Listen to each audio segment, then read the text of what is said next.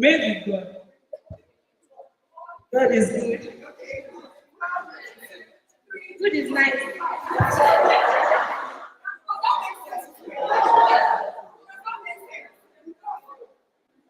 Nice is bad.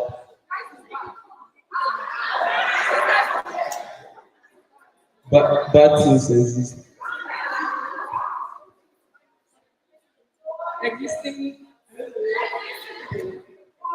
Existing protocol. Exist now. How is present? Present is today. Today. Today.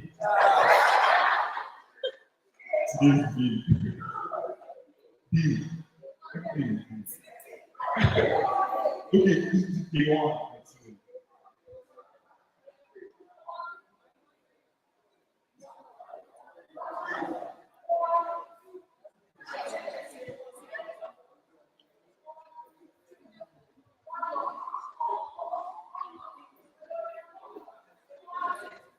No.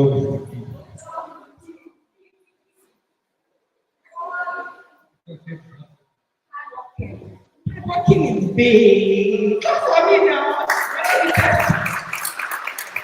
Thank you so much, everyone, for participating in this small game. So we're going to be calling our speaker now. I'm sure she's settled now. So, Uncle Vicky Alexandra will be taking us on a software developer stage. Please, a round of applause for her as she comes here. Thank you, ma'am.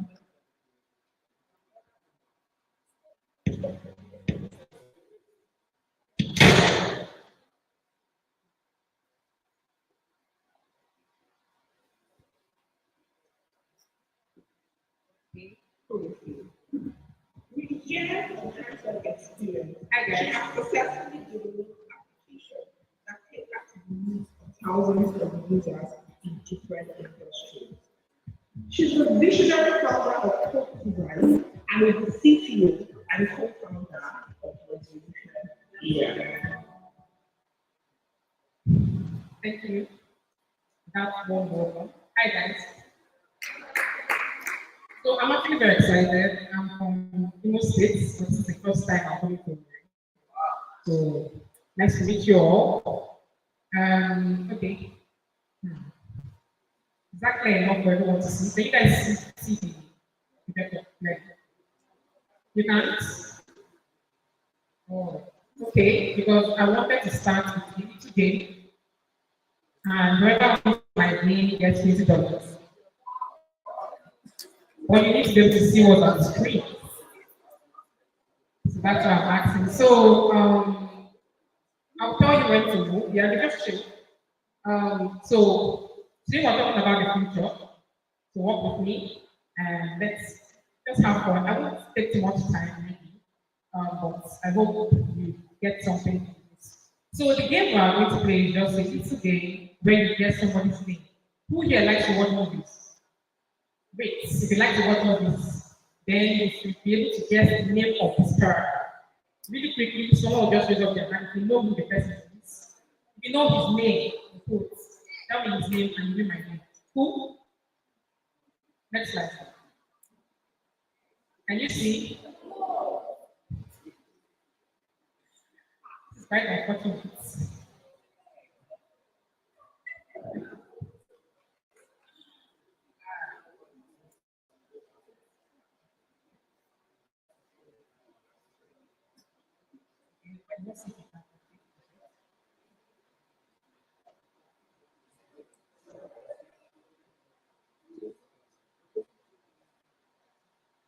Even I can't see and I am really close to the screen.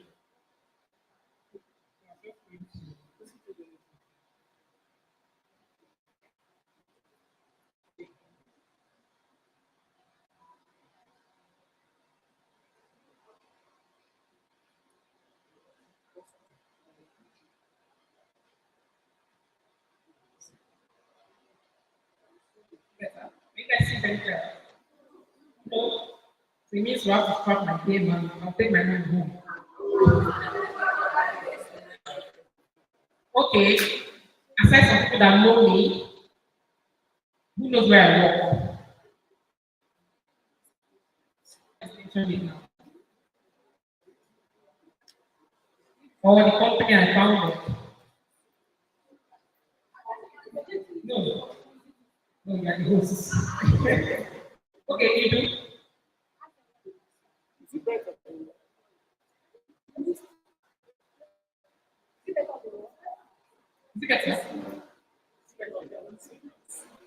Oh, are you sick and like on the wall?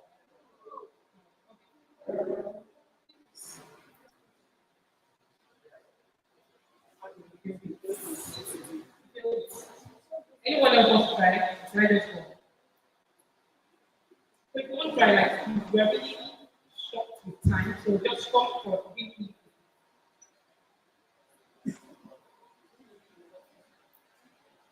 Come for each of them.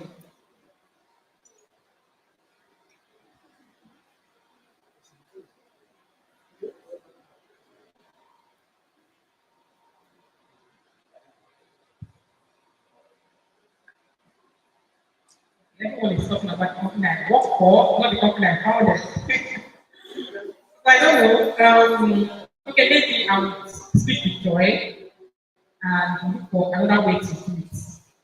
Do this. But let me just get started. So next slide, please.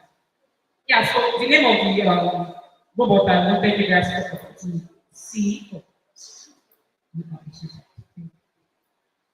So the name of the robot I wanted you guys to see is called Chappie.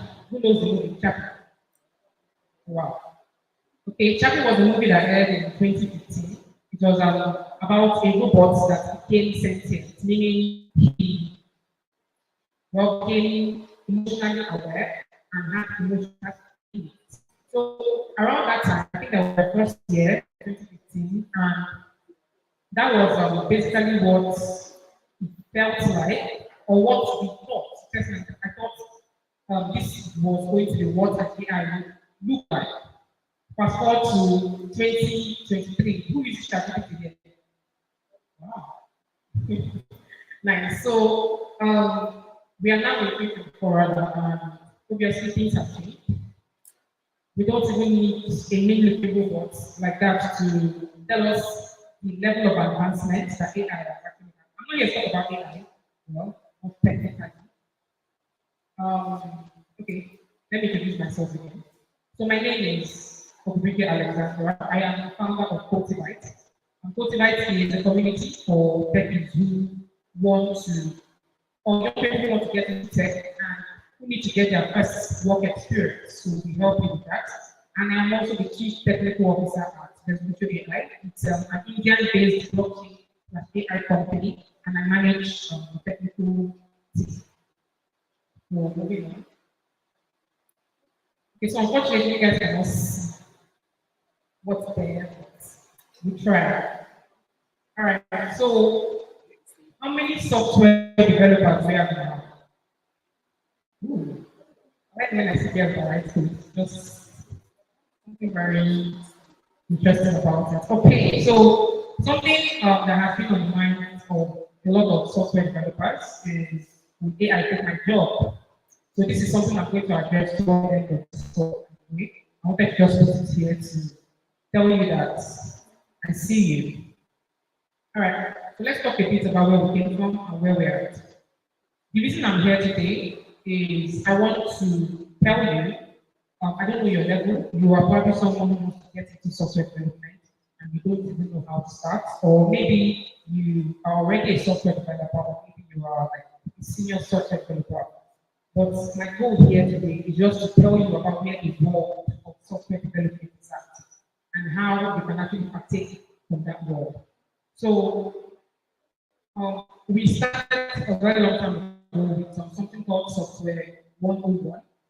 So that's when, so basically, say I come to this hall right now, and I want to build, so say I want to build something. For example, maybe I want to build an attendance application that would scan your face and automatically get information about you and tell when you came here, when you left, and stuff like that. The normal way we do it in software 1.0 would be we come together, talk about specification of the application, what we want it to look like, what should it be able to do, and then you see some hardworking people like these guys that raise their hands, we start writing the code, right? But we move. So what happened was we realized that how much code can we really write, right? Like, it takes a lot of time to develop software. Okay, it takes time to develop software. And believe me, being a software developer is not easy. It's not easy. So as human beings, we start looking for ways to make things better. And that's where software 2.0 came to be. So I don't know if you've ever thought about where or like when people even start doing or thinking about this ChatGPT. Like all of us just see that one day woke up, there's this tool you can use, type stuff, it brings out, want to do your assignments now, 2 seconds. Just type the question there. It brings out everything. But when exactly people start building this stuff, so that's where software 2.0 came in. So when people start thinking, what if we don't even necessarily have to write code anymore? People are writing so much code already. What if we take a lot of information and try to generate models that can generate information from this info? So that's where people start thinking about this. That's software 2.0. Now, that was the second era of software, right? I'm sure even those guys did not expect that, and it is a blow of waves. It has blown up now. But I'm going to bring you into the very sad, not sad, but semi-sad and interesting reality of where we are. Software 3.0. So what is software 3.0? So this is the era where people don't basically write a lot of code anymore. So for example, now someone wants to learn how to maybe do front-end development. You tell the person, go and build me a landing page that has animations and stuff. And instead of this person to actually write the code, the person would. So instead of the person to write the code, the person just simply goes to ChatGPT and say how to create landing page with animation. ChatGPT just downloads data for you, Control C, Control V, and you move. Now, there are a lot of issues and a lot of problems with this. Okay, there are a lot of issues actually. So the first problem is that AI is not creative. If I tell you, imagine in your head a tin like a tin of milk. Imagine a tin of milk without giving you any additional information. Some people would think of small tin of milk. Some people would think of less milk. Some people think of different things basically. And some people might even start thinking about. I'm sure Helen will start thinking about maybe how to start adding IoT to tin of milk. You know. So, but that's the interesting thing. You are a human being, it means you have the ability to think creatively. There are still things that do not exist yet that human beings could do. But how does AI give you the information you actually ask it for? It doesn't create any information. What it does is, so somebody somewhere, some people somewhere, packed plenty of data, get to this AI, and after giving it the data, you ask your question. The AI just simply takes your information, check the information it already has, and try to give you an answer based on what it has been fed. It cannot think like it can't think differently. Now, the interesting thing about it, I don't know, have you guys ever asked ChatGPT something and it gave you a wrong answer? If you now tell it, but that answer is wrong, to tell you, oh, sorry, and sometimes it even give you something that was just supposed to hear, right? That's the problem now. Because we see a lot of people, a lot of software developers now, especially so I'm going to talk to junior devs, like they've replaced their thinking with ChatGPT. And the interesting thing is, how are you sure that the code ChatGPT is giving me is correct? Because I have personally experienced a situation where I wanted to create a unit test very fast. So I just looked at what to create. He now gave me a code. So I write C#, yeah? He gave me code. I copied the code, put on my IDE, And I promise you, I stayed for extra like 4 5 hours trying to correct the code goods, and I ended up wasting my entire time. So that's something. So imagine if maybe I do not even know what correct code should look like. Like it means I'll just be writing rubbish. I'm sorry, copying rubbish and posting to my company, and eventually one day everything will crash. They're like, what happened? "Ah, it's Alex." So that's where we are at, right? Um, this was where I was explaining this, guys. Okay. So that's where we are. So what I want us to now ask is, what I want us to look at is, as individuals, no matter where you are, if you're someone who makes use of AI, what era are you mentally? Okay, like I just mentioned two different kinds of people. There are people who they don't even know anything about AI, they do everything by hand. And there are people who think about how to progress with AI. And then there are people who have decided to turn AI into the God they serve. So, okay, don't get me wrong. I'm not saying making use of AI is bad. Okay, it's something I'll talk about later. It's not bad, but the very moment we start replacing our problem solving activities are like taking everything to an AI to do, that's where it becomes a very big problem. Okay, no matter who you are, because you find out that you become so dependent, you don't even think anymore. How to spell CAN? Can. You go and look at it. How to spell when somebody can do something. Like I'm telling you, like that's the level of dependence I'm really getting. So, like I said at the beginning, today my goal is to tell you where we are at and how best you can put yourself into where we are at to make sure you make the use of it, right? So the question I asked here is, what software era are you? And are you moving with the world? Or are you stuck? Okay. Oh, I've got this again. So will AI take your job? Okay. So the reason why AI cannot take your job um, is because, like I said, AI is not creative. And the next slide, as long as you stay relevant, AI will not take your job. So yes, AI will take a lot of people's jobs, but well, if you are someone who stays relevant, who doesn't need to stay relevant, right? Stay relevant means being the best at what you do. That's what it means to stay relevant. Like being so, no matter time you are called upon, you whatever you are churning out, whatever you are giving out is the best of the best. That's what it means to stay relevant. Okay. So how do you stay relevant? Let's start. So the first one, stay updated by mastering new technologies and tools as they are adopted by the market. So I wrote something here. If a tool is putting your job at risk, then you should master it to stay relevant. So if you're a software engineer or you are, so I don't know what exactly in what field you are. Okay, there is something I do personally. So if I find out that something is a problem to me, a problem maybe person A talks about it, person B talks about it, person C talks about it, and I check my own knowledge of that particular subject matter, and for some reason it feels like I don't know what they are talking about. It means that okay, if people are talking about important, and if it's important to technological advancement, and if it's an advancement, then that's what potential employers or people who employ me need to see. So what exactly is stopping me from going to learn whatever that tool is? Right? So no matter the field you are in, I know this is basically targeted software engineer. I'm going to now broaden the scope to everyone.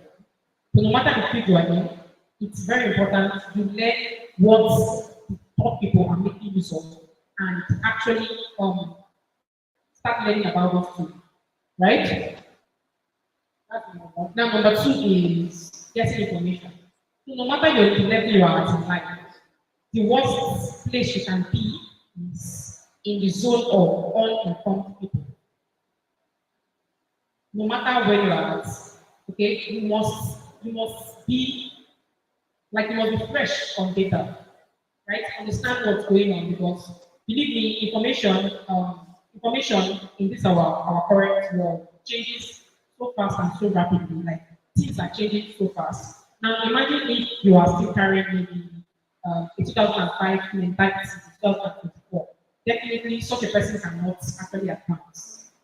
Okay, so it's important to follow important people that not important people, follow resourceful people, like people who would actually give you the kind of information you need, depending on where you want to be a professional. Very important. And even if you're a professional, it's still very important to stay abreast, right? Okay, that's the second one.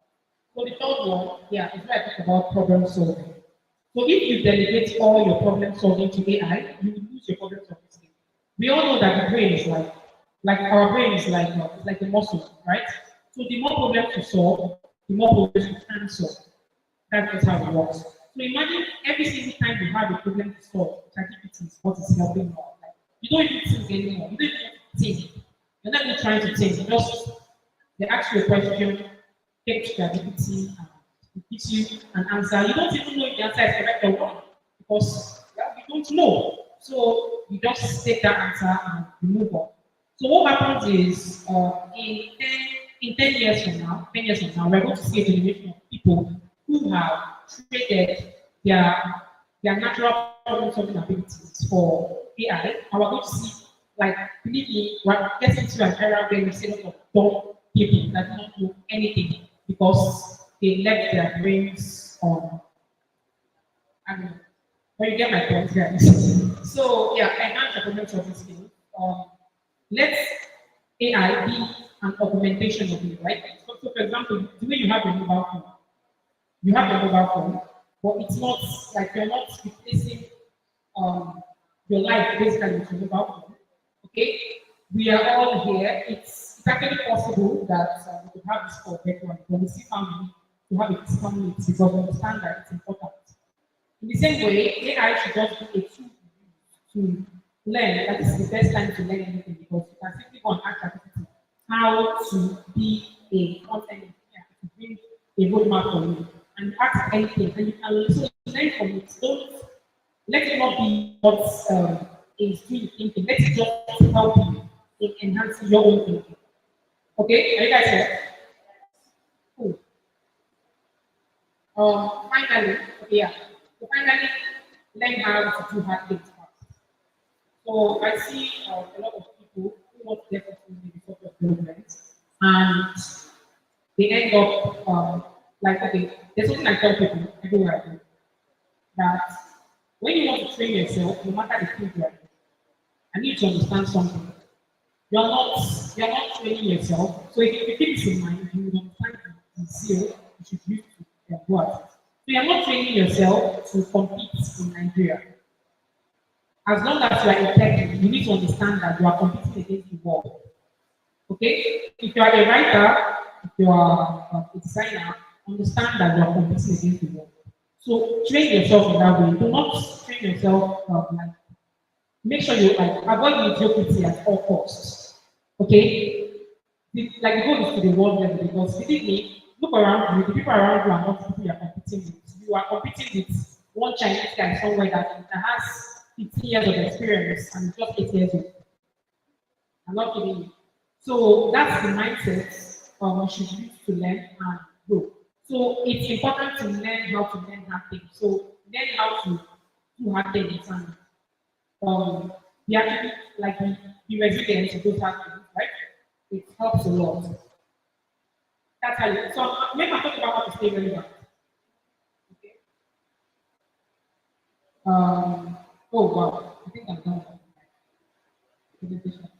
Okay, guys. So in all this, I hope the goal was just to tell you where we're at and how you can tell you where you're at and how you can position yourself. So there's nothing as important as growth. Okay, growth is very important. So no matter where you find yourself, make sure you are continuously growing because if you are not growing, it means you are not supposed to growth diminishing. I promise you. If you learn something today and you don't learn something tomorrow, you are diminishing. That's just how it is. So thank you so much, guys, for having me.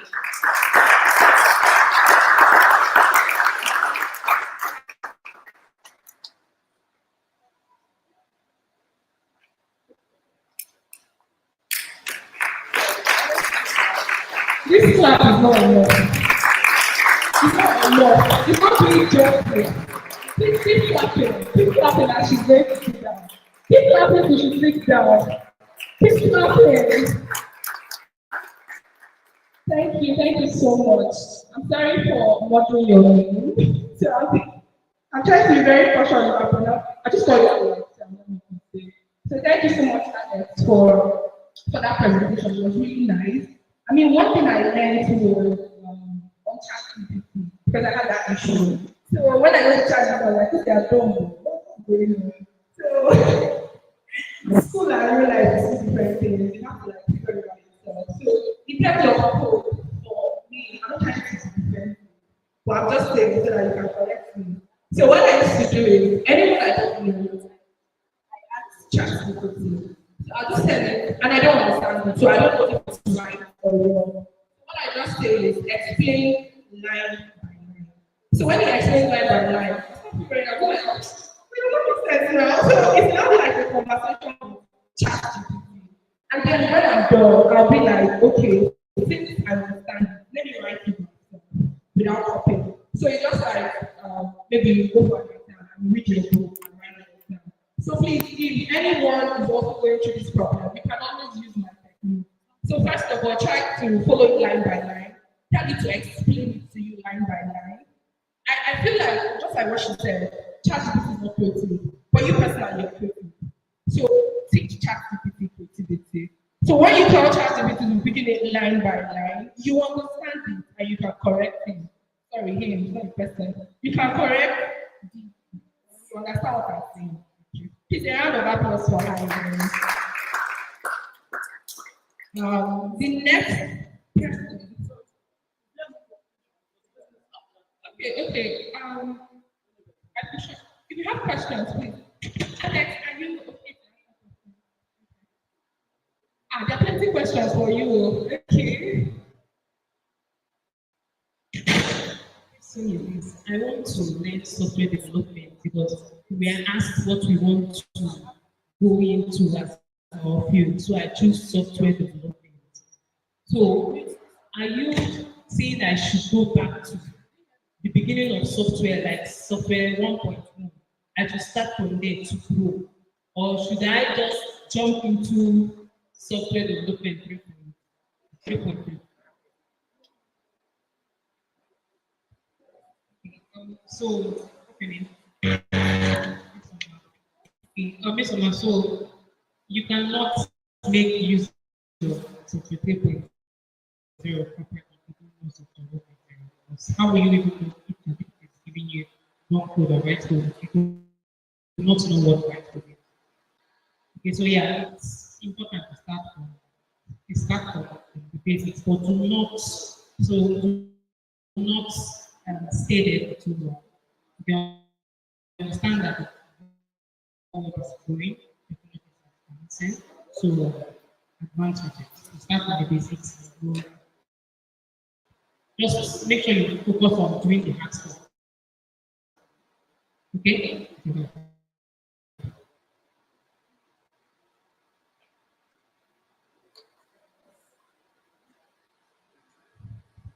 Good afternoon. My name is Carlos David. I actually have two questions. Related to what she said, I wanted to ask, how do someone cope with the fact that technology is far gone? So starting from scratch to learn, like the speed level, like how does someone manage the learning process? That's number one. And number two, how do you balance staying informed across diverse fields in your learning and staying focused on the industry you choose? How do you balance the two? Your first question was about technology advancing really fast, right? So, well, technology will always advance. Right? That's why I said you need to learn how to learn stuff fast. Okay? And do not fall into the trap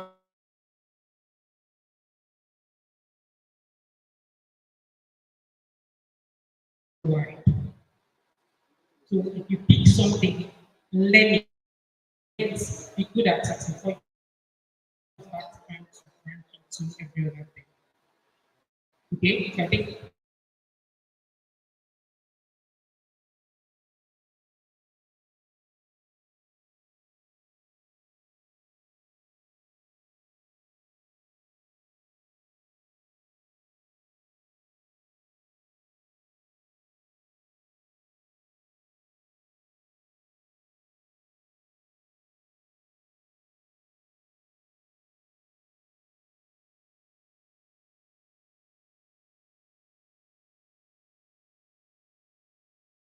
your chances in the tech ecosystem by Adeteju Adeniyi. Please a round of applause for her.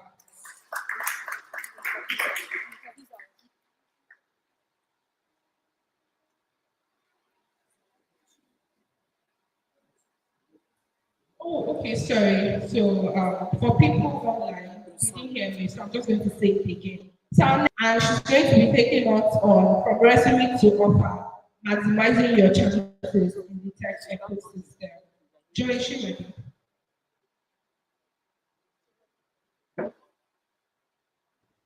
Okay, hi, can you hear me?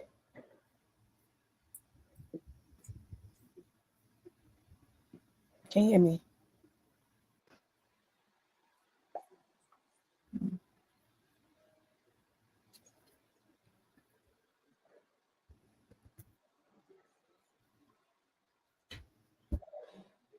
Hi, can you hear me? Yes, yes, I can hear you. Okay, okay, great. All right. So I'm just going to share my screen.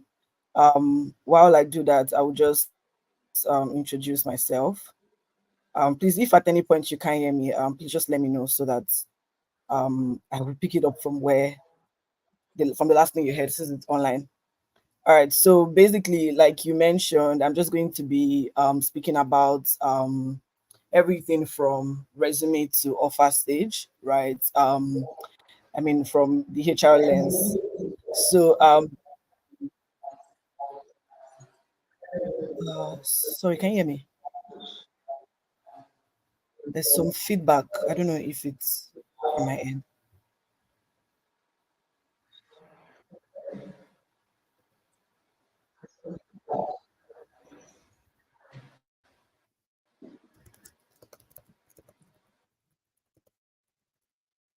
Hmm.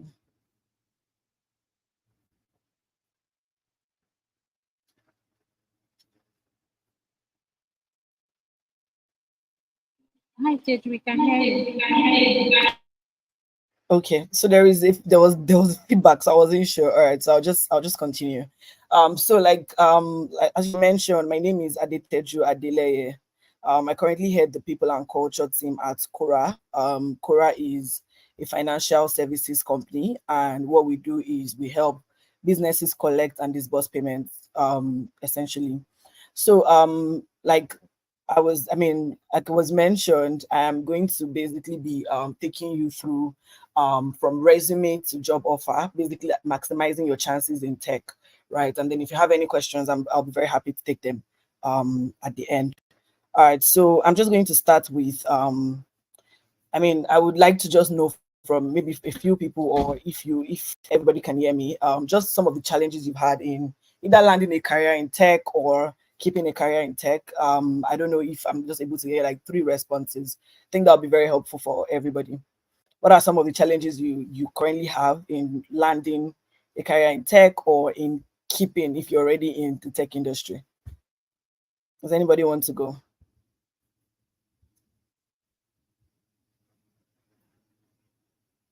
Anybody?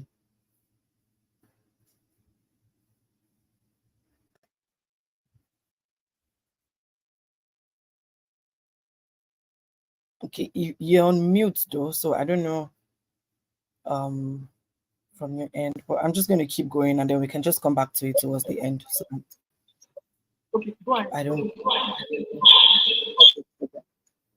All right, so I'm just going to start with resume optimization because kind of this is the first thing that actually sells you to whoever is looking at, like, is looking to even speak to you. This is your first point of contact with the engineering team, with the HR, and the company itself. So I think that's like, is how they say first impression lasts longer. Your resume basically sells you before you even get a chance at the door. So I would say some of the tips that can help you craft a standout tech resume.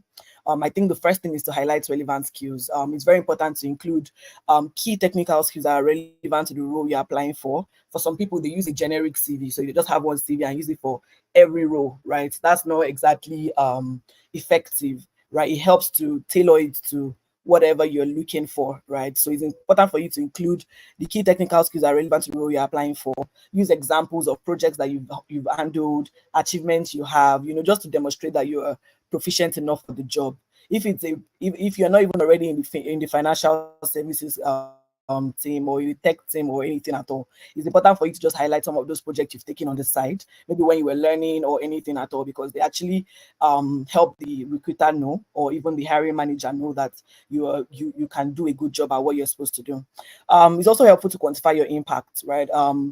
It's important to use things like metrics to quantify your achievements where it's possible, right? So of course, if it's possible, you should. So you want to mention how you've been able to improve efficiency, right? How you've been able to contribute to the growth of the company, and things like that. If you've led a team, if you've not, if you just basically important things that you've done that are able to quantify your achievements, because anybody can say that they've done what is on their CV, right? But it helps if you say, oh, because of something that you did, you were able to cut down X by 50%, it kind of helps the recruiter know that you know what you're doing. It's also important to use keywords. When I say keywords, I mean that it's important for you to tailor your resume to those job applications by using keywords that are in the job description. So if, for example, a recruiter says that they're looking for a junior backend engineer that has done XYZ, that has worked in a team of a couple of people, it helps to just include those keywords, because not every recruitment process is manually done, right? Some people use applicant tracking systems, and with those applicant tracking systems, they're automated. So they just put like certain keywords that CV needs to have before they can shortlist the person. So there are people that will tell you that they applied for a job, and 3 hours after, they go a regret email and they are saying, oh, did the recruiter even look at my profile? So it just means that it was automated, and then they already just looked at those keywords and they were missing. So when you're applying for a job, it's very helpful for you to tailor your CV, right? Look at the job description, highlight keywords that would help your application to be stronger. And it's also important to keep it as short as possible, right? It's important to be very concise, right? For us, most times when you're trying to hire in the tech industry, of course, everybody knows that the tech industry is, I don't want to say saturated, but there are so many people trying to get into the industry. So what we just do, this is me telling you because I'm a recruiter and I look at profiles. What we just do is we kind of like just came through, right? So you want to ensure that your resume is very concise and straight to the point, right? If you're very early in your career, you can aim for a one-page resume if it's possible, and just focus on the important things. If you're not, maybe if you have like 5 years or 3 years, 2 pages, because we want to just came through and see if it's what we're looking for. Otherwise, we kind of like just move it and just put it somewhere. So it's very important for you to make it very concise and straight to the point. And of course, make it readable. This is something that I've seen a lot of applicants do. You look at their CVs and you can't see some text because some things are overlapping. So it's very important for you to make it readable. Look at it yourself and maybe even share with people that can give you feedback on your resume. So that's that for how to create a standout tech resume. My next slide is how to tailor your resume to different tech roles. So I mentioned earlier that it's important for you to tailor it, right? The first thing to do is to actually research the role, right? You want to understand the specific skills and experience that are required for that role that you're applying for. So you want to tailor it to highlight those specific skills. Sorry, anything? Is there anything you want to say? Okay, I will just keep going and assume that you can hear me because there's a feedback from your end. All right. So I was saying that it's important for you to research the role, understand the specific skills that are required, the experience, when you look at the job description, it tells you all of this information. It's also helpful for you to customize your resume. So you can create different versions. So if, for example, you are a full stack engineer, It means you can do front end, you can do back. You don't want to send that full stack one because it's not relevant per se. So try to create like different versions for like what you're looking for, and emphasize the different skills and experience that you have based on the requirements of the role. If, for example, you're very good in Node.js, or you're good in Vue.js, all those things. You want to have like different resumes tailored to what you're looking for. If you're including things like C Sharp or things that are not relevant to what they're looking for, right? You can use that one to sell yourself towards the bottom, but at a glance, we want to just see that this person is able to do what we're looking for essentially. The final one is to showcase your relevant experience. So you want to prioritize relevant experience and projects. That this means is you want to be able to prioritize relevant experience, right? And projects that you've done that demonstrate that you are good at that role, right? Basically just selling yourself. Like I said, it's the first thing that everybody looks at when they're trying to hire. We look at your CV, and it speaks for you even before you get a chance at the door. So you want to ensure that you're prioritizing relevant experience and projects that you've done in the past. It could be something you even did on your own. It doesn't even have to be in a company. Maybe, for example, you were trying out, you were learning, and then you decided to learn how to random one, maybe just create like a landing page, a nice landing page, right? Those kind of things should be in your resume so that people can look at it and say, oh, this is really good. I would like to speak to this person essentially. So for example, if you're a software engineer, you want to utilize the key programming languages you've done, the frameworks, projects you've worked on. Those kind of things show that you're good technically, right? So that's that. My next slide is around personal branding. I think that this is something that is very important, especially now that everybody works remotely, and the first place we go to is LinkedIn. It's very important for you to have that brand, right? That kind of like just that we attribute you to essentially. So the first one I would say is differentiation. Because it's a very competitive job market, personal branding helps you stand out from other candidates, right? By showcasing that you're unique, you have unique skills, and you have like you're someone that we should speak to, or even a unique personality. For me, the first thing I do when I see an application is I go to LinkedIn. I look at their LinkedIn and I look at like posts. I see the kind of things they engage in. I see the kind of things that are on their page. The first thing I'm looking at, of course, is your picture.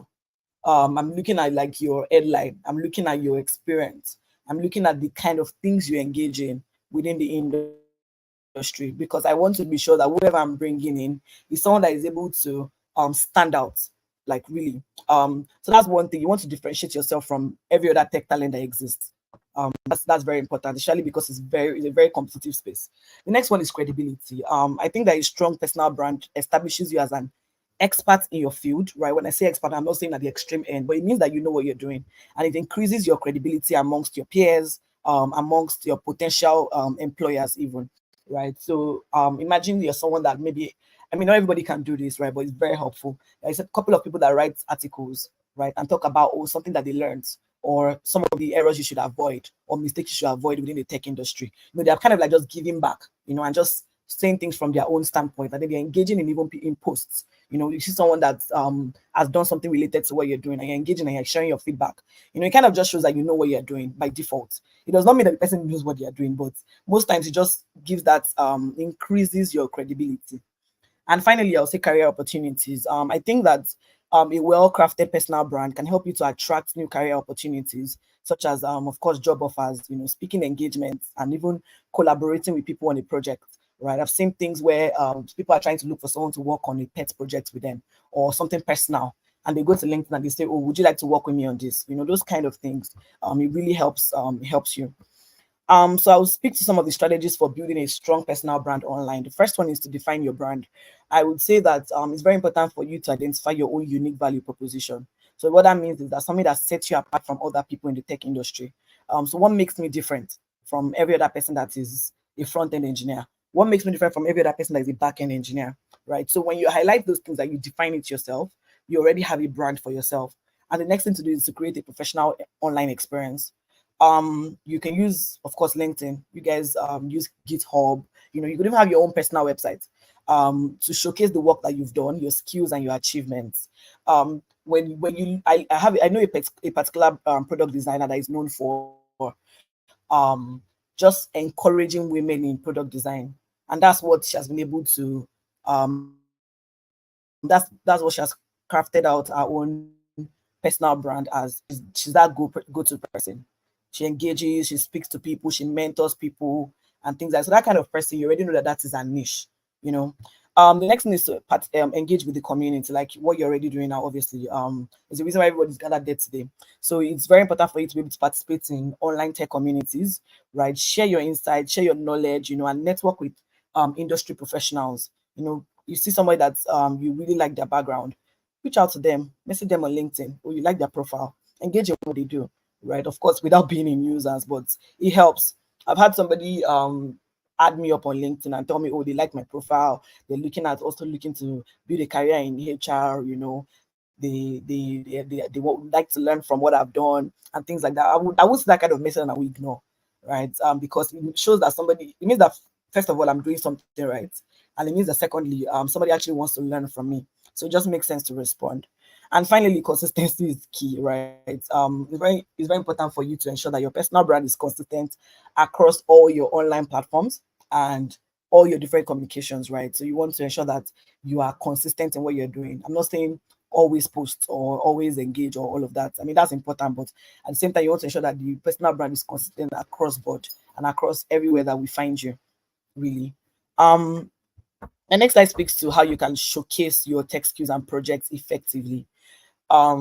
Personally, from profiles, from people that I've spoken to, from people that I've shortlisted as a recruiter, the first thing is that most of them have a portfolio, right? It helps that you have a portfolio there because I mentioned earlier that if you're just starting, you should have a one-paged resume. There's only so much you can show me on that one-page resume. So imagine having a link at the top of your resume that takes me to your portfolio, where I'm able to see like some of the projects you've done, some of your technical skills, you know, and the impact of the work that you've even done. Try it out and see what it looks like. It really helps and it shows that this person knows what they're doing. So that is very important. The second one I would say is to demonstrate your problem solving skills because a lot of people can do what you're doing. A lot of people have great resumes, right? And a good way to do it is to highlight how your tech skills have been, how you've applied it to solve like maybe real world problems or even to improve processes. So I've had somebody say that they worked on a way to trying to remember what that project was, but it was something around a way to check for plagiarism. It's something that exists. A lot of people do it, right? But the person tailored it to like within like the what we can relate to within the company, you know. So that way you're looking at something and you're saying, oh, this particular policy or this procedure that somebody has worked on has it been done somewhere else, you know. So that way the person was able to say, okay, this is a problem that maybe HR people face, or this is a problem that maybe CEOs face, and the person has just done it and just hoping that one day that HR or that CEO will jam them and just ask them, oh, I like your work, can I see, you know. So the final one is to use visuals and multimedia. I think that this is very it helps when I see a lot of people prefer to look at like text pictures and documents rather. They want to see like videos, visuals, multimedia elements that make your portfolio and your online profiles more engaging and informative, right? It makes it more engaging for everyone. So I think that's something that is very, very important. And these are ways I think you can showcase your tech skills and projects effectively because it has worked. I mean, for people that I've shortlisted and spoken to, it has worked for them. Next one I would say is actually how to network within the tech industry. And I think that before I go into like the next set of slides, what I would say is that networking is very, very crucial for career advancements, for even you to land a career in the tech space, right? And even any industry you find yourself. But I think that it's particularly crucial in the tech industry because it helps you with advancing your career, it helps you with growing yourself, right? And it helps you build relationships with people, stay up to date on trends, and even discover new opportunities, right? And I would say some of the strategies that I think can help with effective networking is to attend tech events. Obviously, all of you are here today, which is good, right? It's important to participate in conferences, in meetups, in workshops, right? To connect with professionals in the industry. I mean, in the tech industry, there we have like different roles, even beyond core tech roles, right? There are times when I've had to like attend like HR in tech events, and then you go there and you're seeing that people that you're speaking to actually have very similar issues with what you're going through. So you're not the only one, you're not alone in this, right? You can speak to them, you can engage with them, you can learn from them, you can see how they're solving their own challenges, and you can apply it to your company. And I mean, some people go back and after they even go for an event, they go back to LinkedIn and talk about it, right? I would not say that it's clout chasing. I think that is very helpful. Is that they are just trying to sell themselves. Everybody has their approach, right? So I think that that's very important. The second one is online networking. A lot of things we do these days are online. Look at this event now. I mean, I'm joining online from wherever I am in Nigeria. So it's very important to use professional networking platforms like LinkedIn to connect with tech professionals and join relevant groups where people, I mean, there are a lot of groups that exist right now where people are sharing job opportunities, or where people are able to just come together and share their own thinking on certain topics. A lot of people are doing that right now, and it's very helpful. I would say that informational interviews are also very good. So you can use one, it just requires you asking people within your desired field to learn from their experience and to expand your network. So what it does is you're just asking them, oh, sorry, I realized that this is something that you've done in the past. How did you approach this? It's that simple. Some people will air you, like, trust me, it's not everybody that's going to answer you. Some people will not answer you, some people will ignore, some people will probably not be helpful, right? But it doesn't mean you should give up. You're the one that knows what you're looking for. And so you should be able to take no for an answer. You should be able to just, I mean, move. Nigerians always say we move. So it's very important for you to know that some people will not respond to you. And finally, I think that volunteering and contributing is very, very helpful. You can volunteer for tech-related events. You can contribute to open source projects to showcase your skills and expand your network. Because a lot of times, while HR people might not look out for this, right? Those tech leaders, those head of engineering teams, those people that are looking to hire, they are probably in these groups as well, and they want to obviously hire people that are able to hit the ground running in no time, and people that are open-minded. So these are like some of the soft skills that they look at. So I think that it's very, very important to volunteer and contribute. Another one would be I mean, etiquettes. Of course, we don't want to go about disturbing everybody that we find, right? So one is very important to be professional. And remember that nobody exactly owes you a response. Not everybody has to respond to you, right? So you want to be professional with the way you speak to people. I remember recently somebody sent me a message that someone sent to them that, oh, do you think it's nice to ignore someone that, like, obviously I'm not going to respond to that kind of person. The person was just telling me, how can somebody that is looking to learn write this kind of message? So that already puts the person off, and the person would obviously not respond to you. It's also important for you to be able to offer value. I mean, like, while you want to learn from someone, there should be something that you're willing to give to them too. So it's not a case of you're just using their time, taking their time, hearing from them, and you are not exactly offering any value to them. So it's very important to be able to offer value.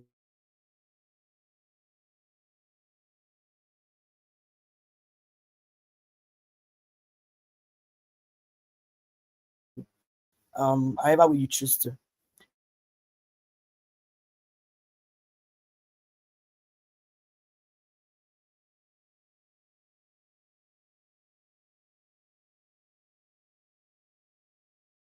Right? If, for example, you speak to someone and they tell you, oh, you like I liked this is what I think you should try out and let me know. I mean, because the person gave you something to do, don't mean you should just say I'm not reaching out to this person again and just move on. Right? It's important to follow through what they've told you, because that person would even want to learn from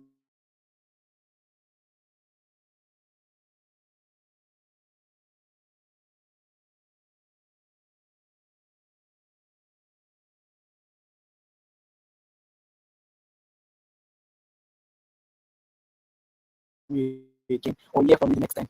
Um okay. All right, so I'm just going to go to interview preparation. So we've been speaking about line and the job, how to speak to people, how to put your feet at the door, how to engage with people. So now you've gotten that interview. What do you expect? You know, so there are different types of technical interviews that I've seen on the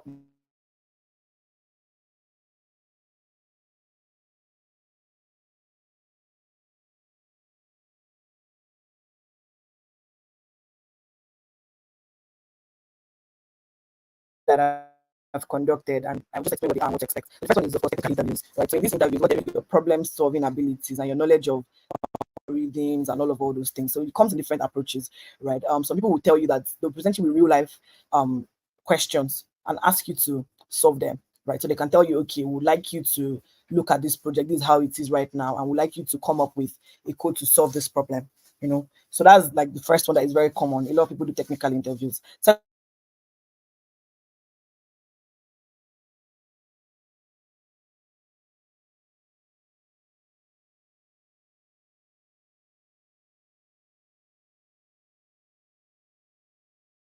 second one is behavioral interview. So at this stage, you're assessing your soft skills, how you work with people, how you communicate to sound in the behavioral aspect. So they want to see how you handled it, how you would ask. I would say that the next one is case study interviews. So what they do here, very similar to the technical one, where they're just giving you like random questions. So they're giving you like questions that are often related to like the company's current tech challenges. How you all solve this problem, you know. So they are different. I mean, not everybody's going to give you all of these three, but some of them is just probably two. Some of them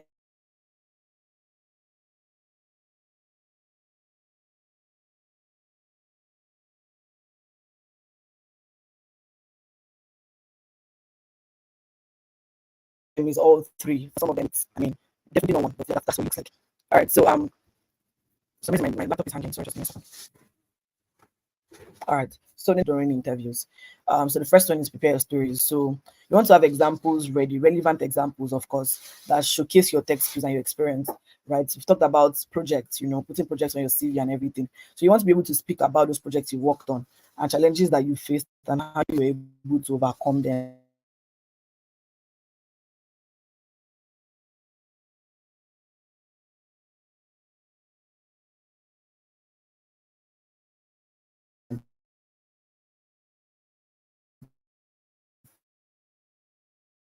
So you want to be able to have that conversation because it makes it very engaging.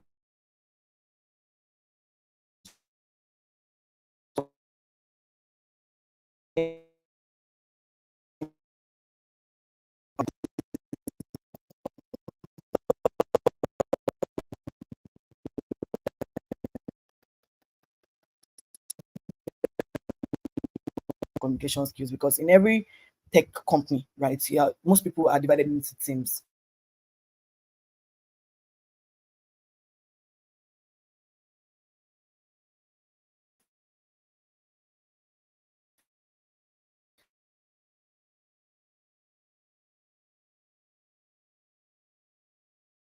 Right? Some people call it squads, some people call it teams, right? So most times like okay, there's a front end, there's a back end with other people. You want to show how you communicate, you want to show how you solve complex. Um, what are some of the tips for showcasing how you solve problems? Can you still hear me? Can I just get feedback that you can hear me?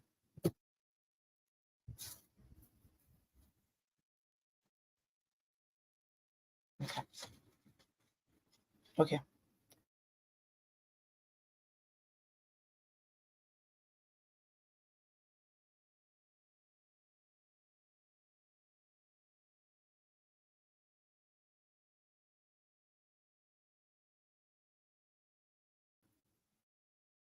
All right. So very quickly, I'll just go to negotiation, right? Because while you've done all of these things, you've got your foot at the door, and then you've spoken to them. You want to be able to understand how to negotiate. That laptop is hard. All right. So the final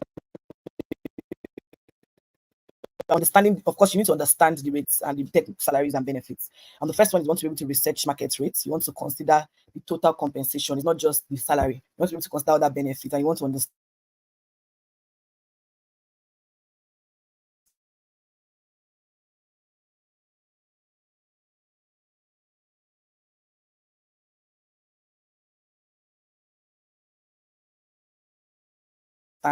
industry trends. Just stay updated and informed about tech salaries and how to negotiate from an position so that you're not negotiating blindly. The first one is to know your worth, right? You want to be able to understand your company. You want to be able to highlight your value, right? You want to showcase your skills, your experience, your achievements, and doing all of this within the interview process, so that when you're negotiating, you're very strengthened yourself, and then it's easier for you. And finally, you want to be able to have a clear understanding of the minimum expectation you have and what you have in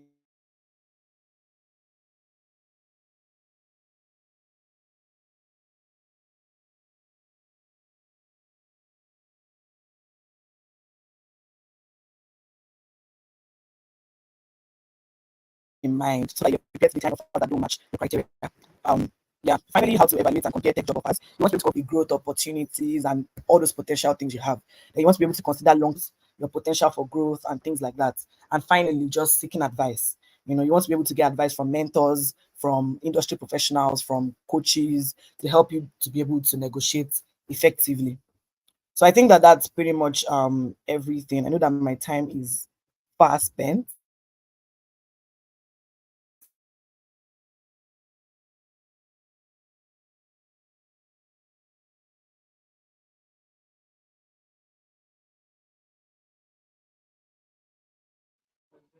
Um, So I don't know if there are any questions. I think that's everything from me though.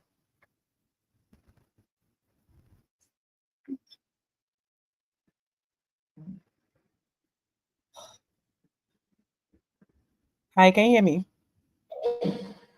all right, thank you very much, Drew, for Okay. that awesome session. Yeah, we can hear you. So,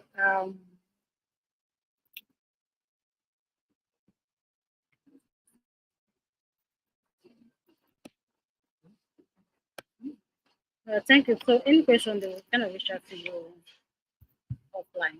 Yeah, thanks.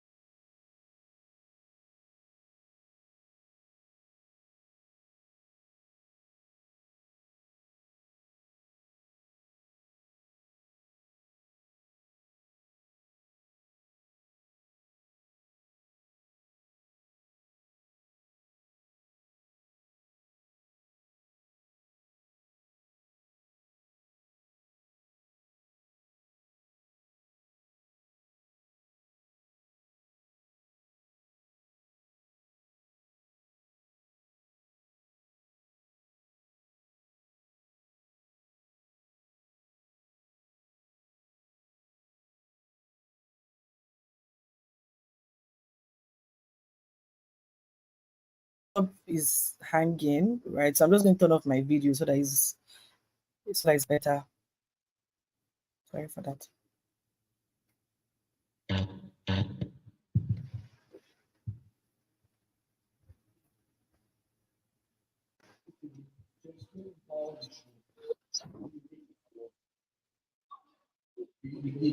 No, well, you have like what makes you compare to states? So it's going using your resume.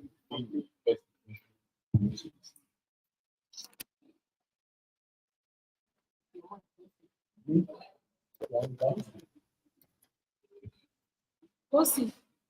Awesome.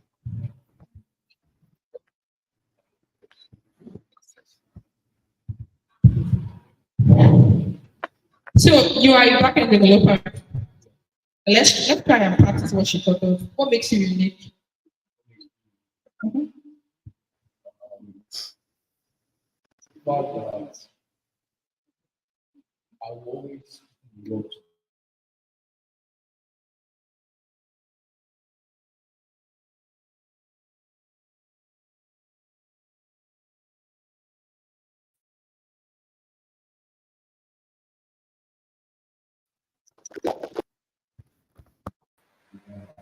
Please, a round of applause for him. Thank you, thank you. Please, another person. What did you learn? Oh, I love I learned here. Always writing down. I don't. Okay. What? Who else? No, you cannot. Sorry, you need help. Yeah. Give her my person.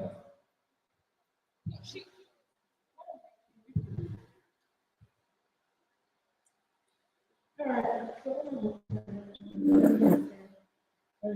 how to as she said, you apply, you should use keywords, tailoring down to the specific thing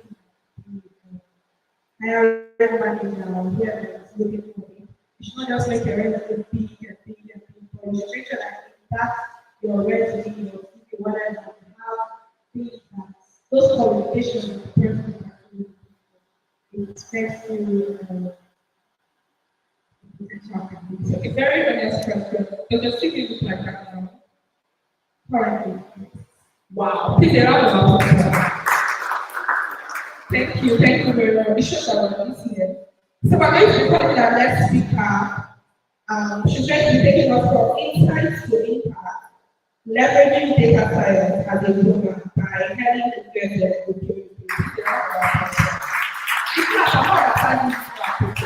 Please go with me. For all the data analysts, data TV or what, please go to that. Thank you. Robotics engineer, a data engineer, and a women techmaker and consultant. She's passionate about mentoring young people, especially women and kids, to embark on a passionate journey into technology.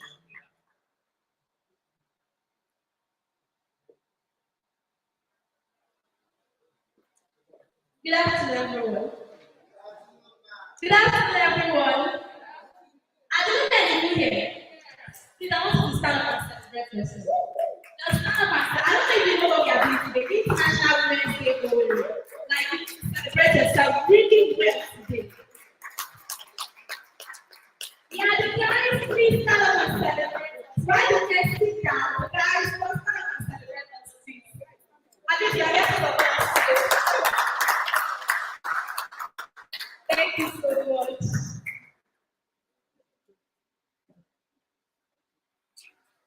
Okay, I'm going to be talking about the field of data science, leveraging data science as a woman.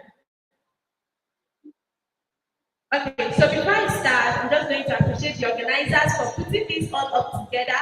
Thank you so much for having me here too. And yeah, I also thank God for bringing me all the way from Onisha this morning.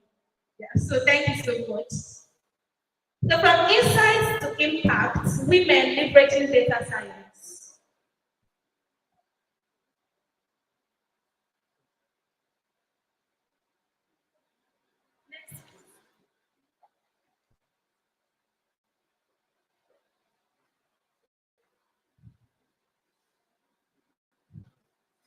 Okay, so there are 5 things we're going to be talking about. First, I'm going to introduce you to the field of data science and its importance.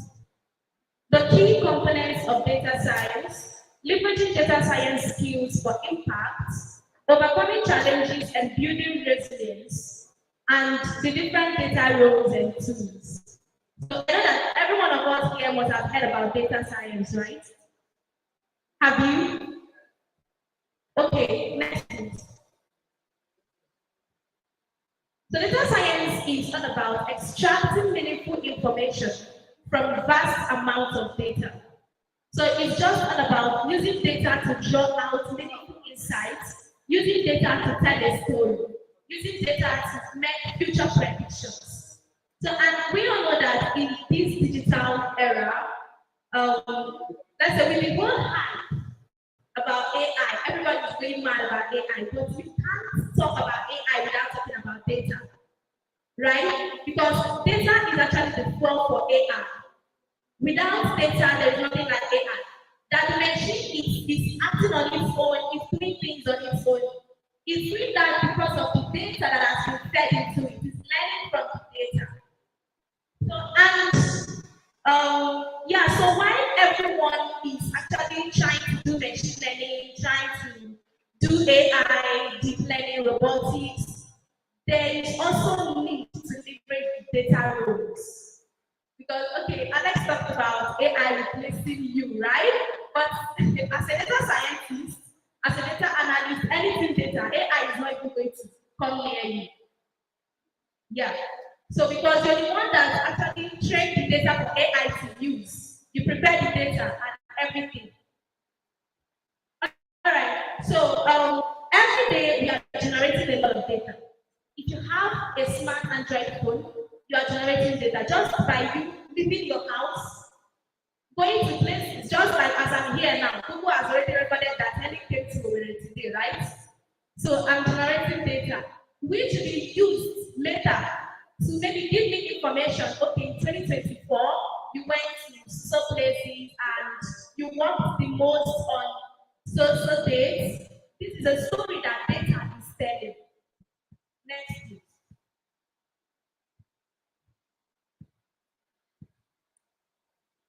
So data science skills empower individuals to transform raw data into actionable insights, turning information into impact.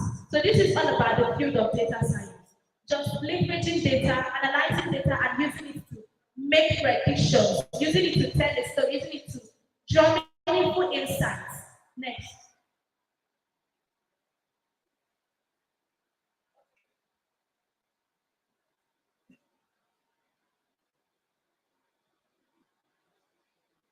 I cannot see. Sorry.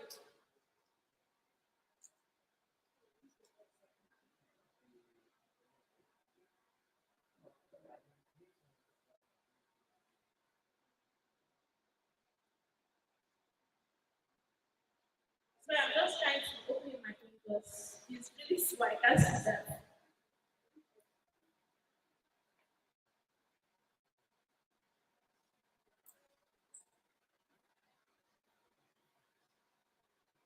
All right. The importance of data science. Why should you, as a woman, leverage data science? Okay. So data science can be used to make informed decisions that lead to business growth. You know, most times, after using some apps like WhatsApp or Google Meet or even Zoom, you get a prompt, write records, please. Okay, so actually just creating them there has really given them more insight about how their company is doing, about how they are serving you. So this is the kind of thing that data can do. It can be used to make decisions based on the input you give them. They can be able to say, okay, people don't really like this service. Let's improve it this way. From the data, right? You're giving them feedback to work with.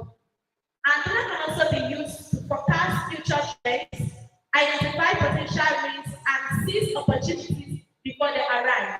So the WTM thing for this year is impact the future. And with data, you can already see the future. So data can tell a story about what will happen in the future. Just using what you have now, you can know that, okay, in the future, this is going to happen. Then it can be used for automating repetitive tasks and optimizing processes, leading to increased efficiency and cost savings. Okay, so this is you go to LinkedIn and then when chatting with someone, you can just say hello and it brings out the chat suggestion for you, right? So this is the work of data science. It's not just doing that on its own, it's based on the data that has been fed into it. So it knows that when someone says hello, based on what it has already, it will know that, okay, I'm to say hi, but this is the trend that is following. That is used in banks for credit scoring to assess the credit worthiness of loan applicants. These are works that if we humans decide to use our brain and start analyzing this data, it's going to be too much on us. But the machine can just do it for us. So something like credit scoring, if someone wants to take a loan from the bank now, the person can, we can gather data on the person's income, the person's expenses, like where the person is working, how much the person is earning, and this can help the bank to decide if in social dates, this person is going to be able to pay back this loan, because the miracle is not just going to happen. It's not just going to happen. This matters. Okay, so why should you leverage data science as a woman?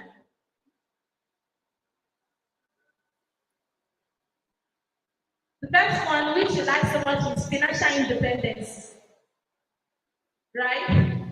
So, like I said, with the rise of AI, data science, the data science role also rising. So, and they are making a lot of money. As a woman, you can be able to work remotely as a data scientist, making a lot of money. And that is why we women also need to come and gain ground in this data era. Okay, then for innovation, we know that naturally, women are good managers, right? We are very, very creative, more than the men, more creative than the men. So if you notice these days, one of the challenges that AI is having is, sorry about that, but I'm not looking at you today, don't worry. Okay, so you notice one of the challenges that AI is having today is its biased nature, right? And remember, AI is learning from data. So if it's biased, that means because the data, there's an error. So these days you will see they will send out questionnaires and the men will give the people filling the form, seriously filling it how they want AI to treat them. And the women they will not even do anything. So how is AI going to understand you as a woman if you don't do all this? So that's why you as a woman, you need to understand everything about it. I need to understand data science and come into leverage it. Okay, then closing the gender gap, we leverage data science for impact and to inspire the future generations. So you can be an inspiration for the future generation, for the people coming under us.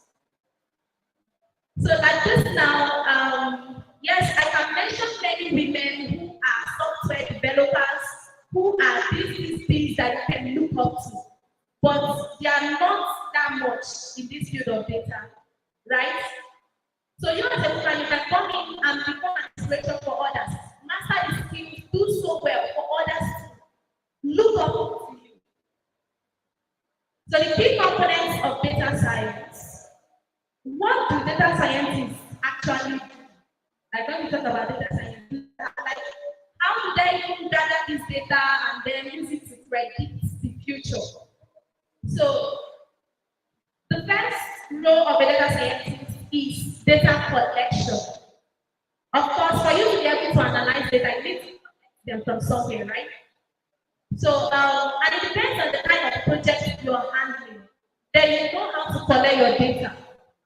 So if you just want to handle a project that requires your company, maybe trying to know how well your company is doing, you can use the internal company data set. You can just send out questionnaires, get feedback from your customers, and use it for your analysis.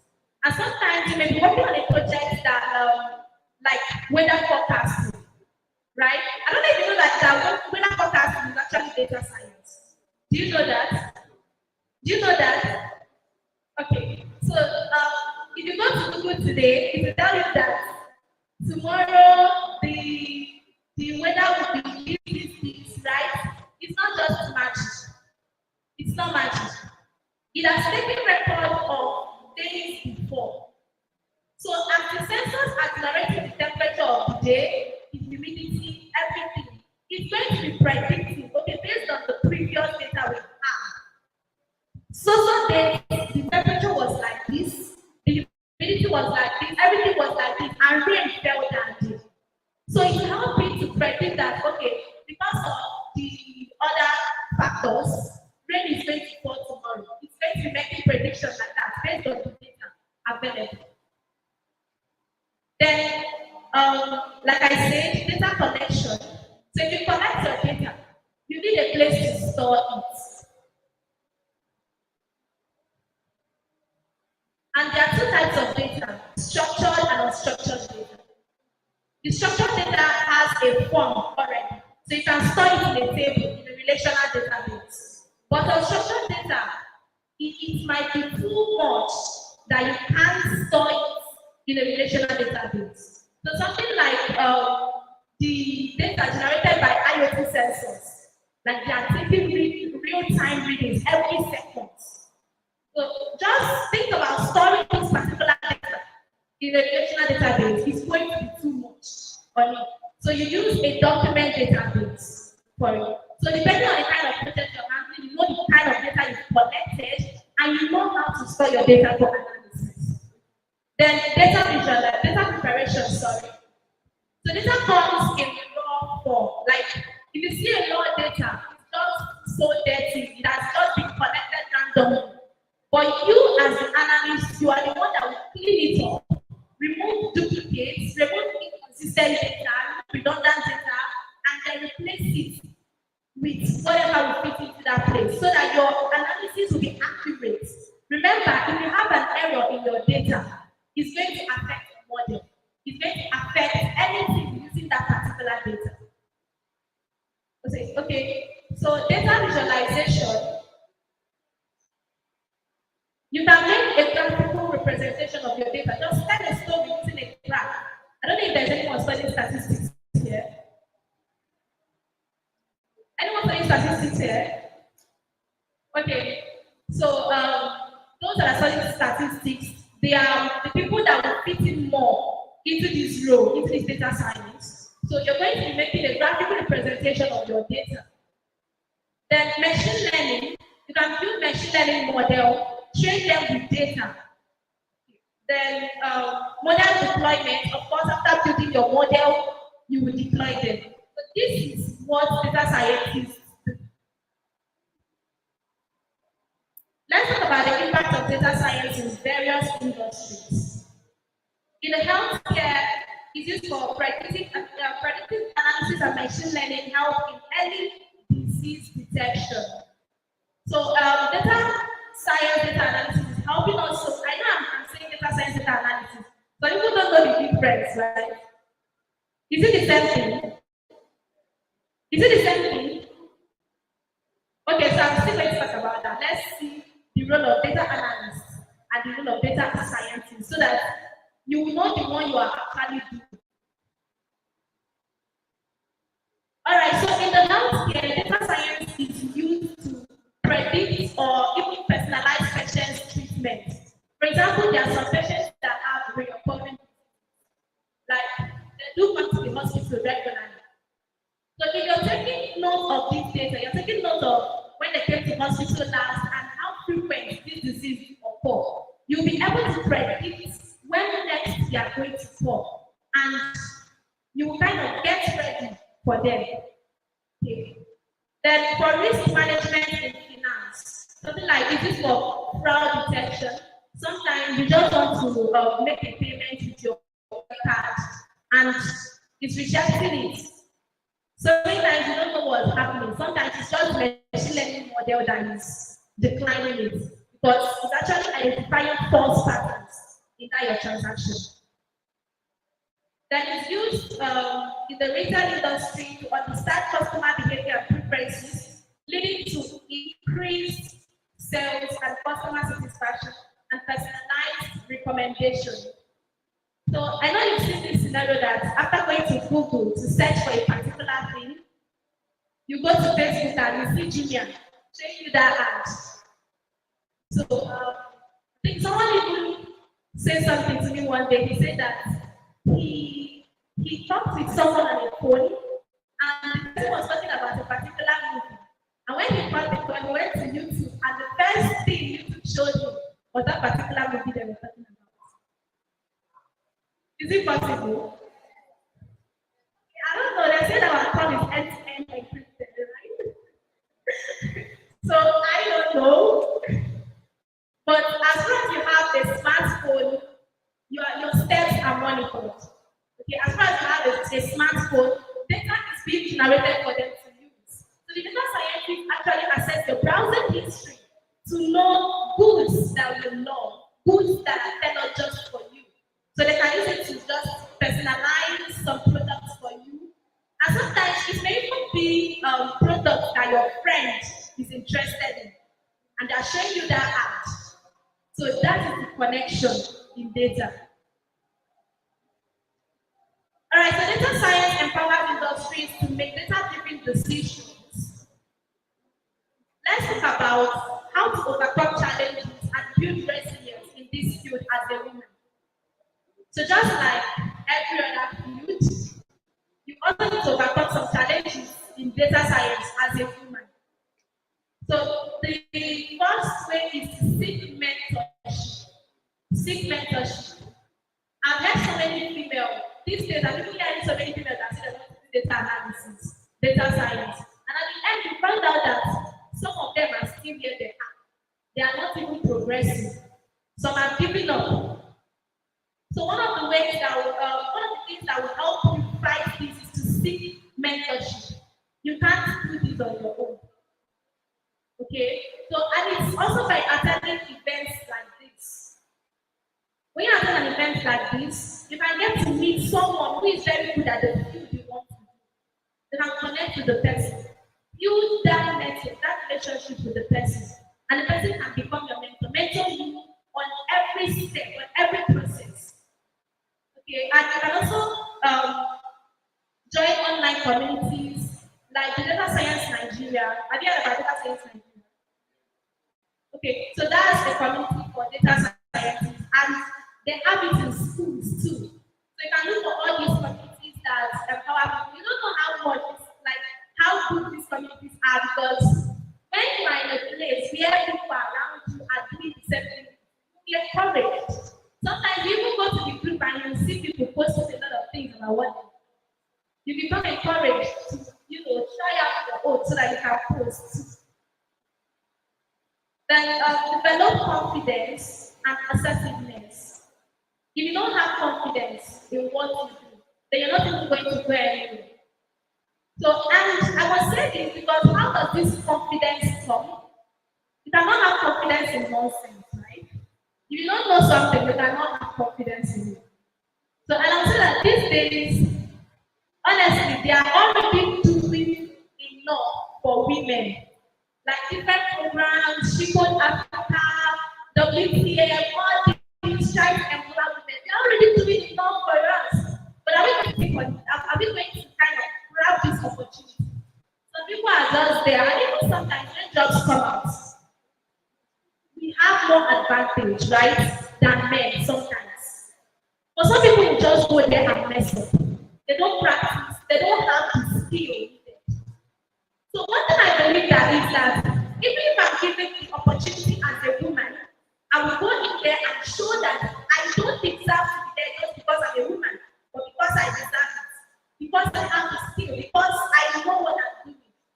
So and you should take that personally too. Not just because you're a woman, if you're given the opportunity, you just go there and play around every time you are seeing my stomach and all these things. So this is one of the issues recruiters have with us. That is not the truth.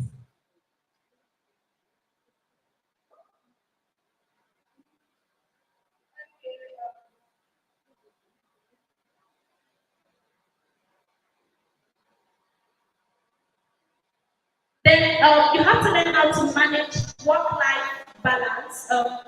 You have to balance the work-life stuff.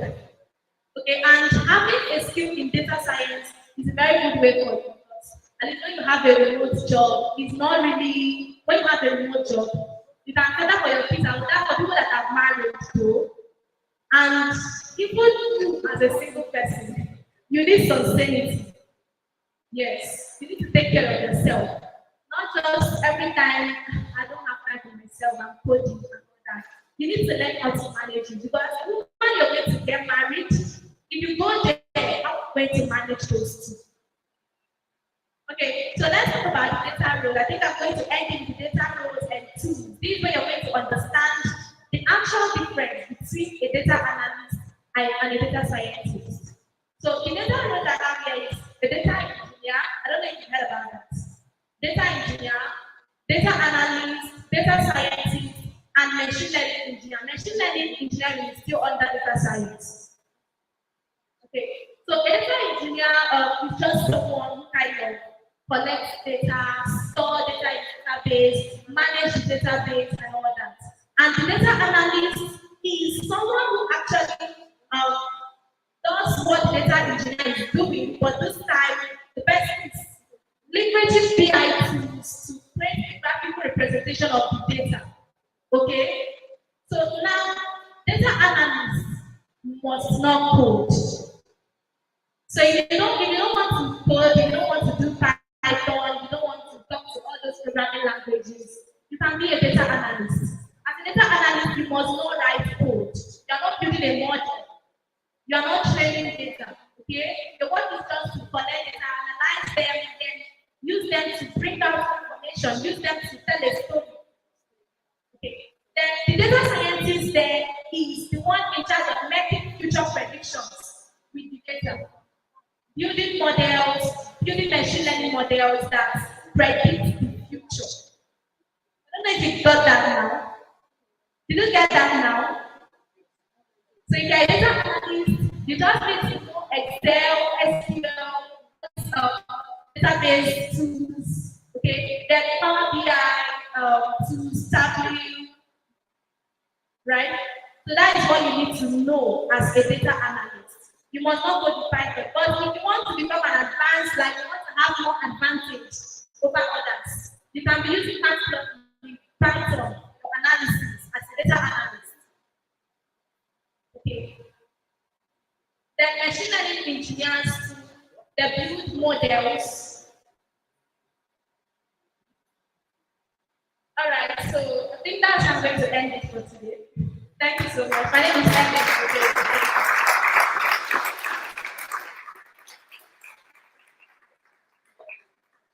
Please, if you used to follow on Twitter, then you should definitely clap more. Please clap more. Keep clapping. Thank you so much. Thank you so much for that. I mean, people that confused on data analysis, data science, and everything data. Like, I'm so grateful. I'm so happy that she explained it so well. So thank you very much for that. If you have more questions for her, she's very friendly. You can meet her anytime, any day, any day. So our next speaker will be Amadikwa Joy, and she's going to be taking us on navigating the roadmap into tech strategies for success. Please get out of our applause.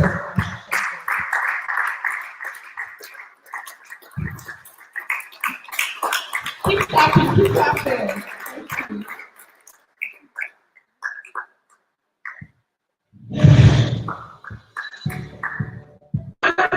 Joy is a highly skilled software engineer with a passion for building innovative technology solutions. In addition to her technical expertise, Joy is also a dedicated community co-leader for Google Developer Community Owerri, Women Techmakers Ambassadors for Owerri Community, and also an advocate for gender diversity in the tech industry. She's committed to empowering and inspiring more women to pursue careers in technology and has been actively involved in mentoring and coaching women in tech for several years.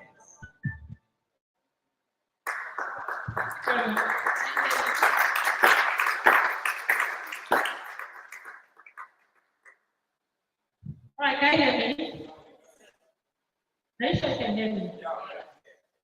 Okay, can you ask your neighbor whether she can hear or she can hear me?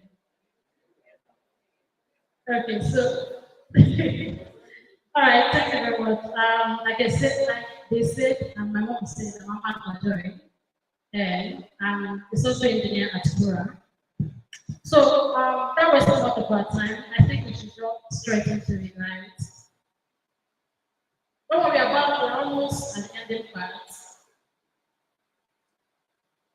Okay, next slide. Okay. So I want it to be more interactive. I won't take any more time. So when you hear the word woman, you say, what comes to your mind?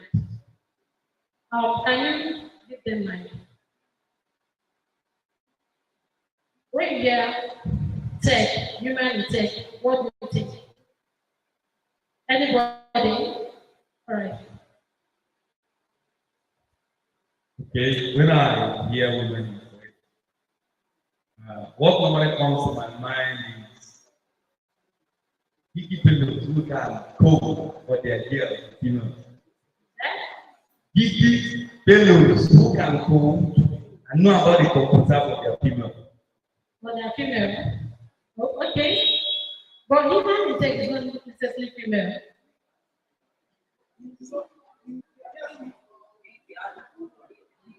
Okay, woman. Oh, okay. I meant human, like human being. Okay. Is someone who builds network. Who builds network supporter? Okay. Okay. But network is actually a buzzword. So networking can be amongst people. So that's why I'm actually thinking about it. All right. Okay. In my own understanding, human tech means someone who understands technical all these. Human tech means someone who understands things about digital technology and not just understands them, but applies them in building solutions for the people of the society. Oh, all right. Thank you very much. I think we should stop here. Thank you.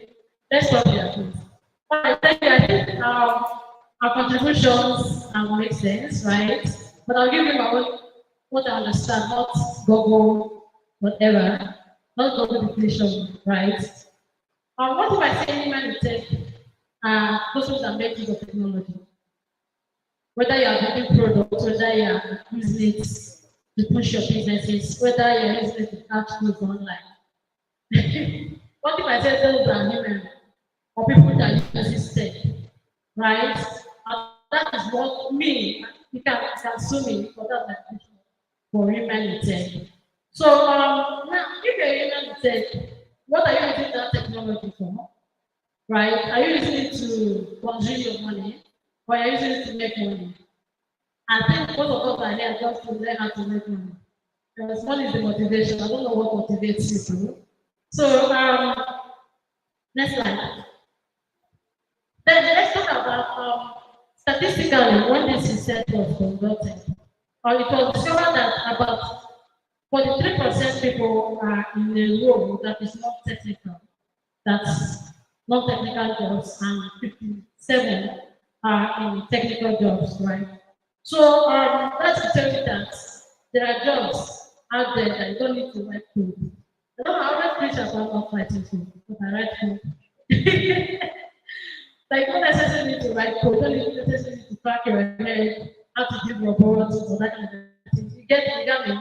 But you still keep passion out of them. How many of us are on TikTok here? Okay, how many of us are already cashing out on TikTok? Okay, no one. We share the money though. So that's to say, what I'm trying to say is that there are actually roles out there that you can do as someone is there. You can't necessarily need to sit in front of your system 8 hours, 10 hours, debugging what you don't know where you started from. You get debugging some size of code. And some of the questions I know people that are starting up career in tech is, what area should I go into? What am I even doing there? Right? Where should I start from? Some of us have learned a particular programming language for months. But when you give them project to do, they'll just do it. They'll be like, how am I even going to start this? I don't understand. So some of the questions I put that is next slide. Next slide. So some of the questions I put down here is, what are my skills? Right? What are my interests? What am I excited about learning? What problems am I passionate about solving? What kind of challenges do I get excited about? And what do I see myself doing for years? Right? I think these are the questions you need to ask yourself before you start. Let me just say a bit story of me, right? I started off this tech journey as a backend engineer, right? Although I did some projects using PHP there, okay, but along the line, I deviated into front end. Okay, I deviated from PHP to Python, right? Data science. That was when I was working with Data Science Nigeria as a data analyst. Okay, then along the line, now pushed to Python full time to learn for backend. Job now came for front end and now switched to front end. I don't understand. So, did I really necessarily ask myself what is question? I didn't actually ask. The backend itself took me some time to start making money from it. Because I don't even know where to start from. I just pick it up and maybe what set me a bit is this because I have friends, men friends that are into this stuff. So we are very close, like anything that happens. Once they are doing a project, they just carry me along. That's one good thing of having men friends that are doing what they are doing. I don't understand. So that is that. Once you're able to ask yourself all these questions, I would like to point out some careers in tech. Please control this.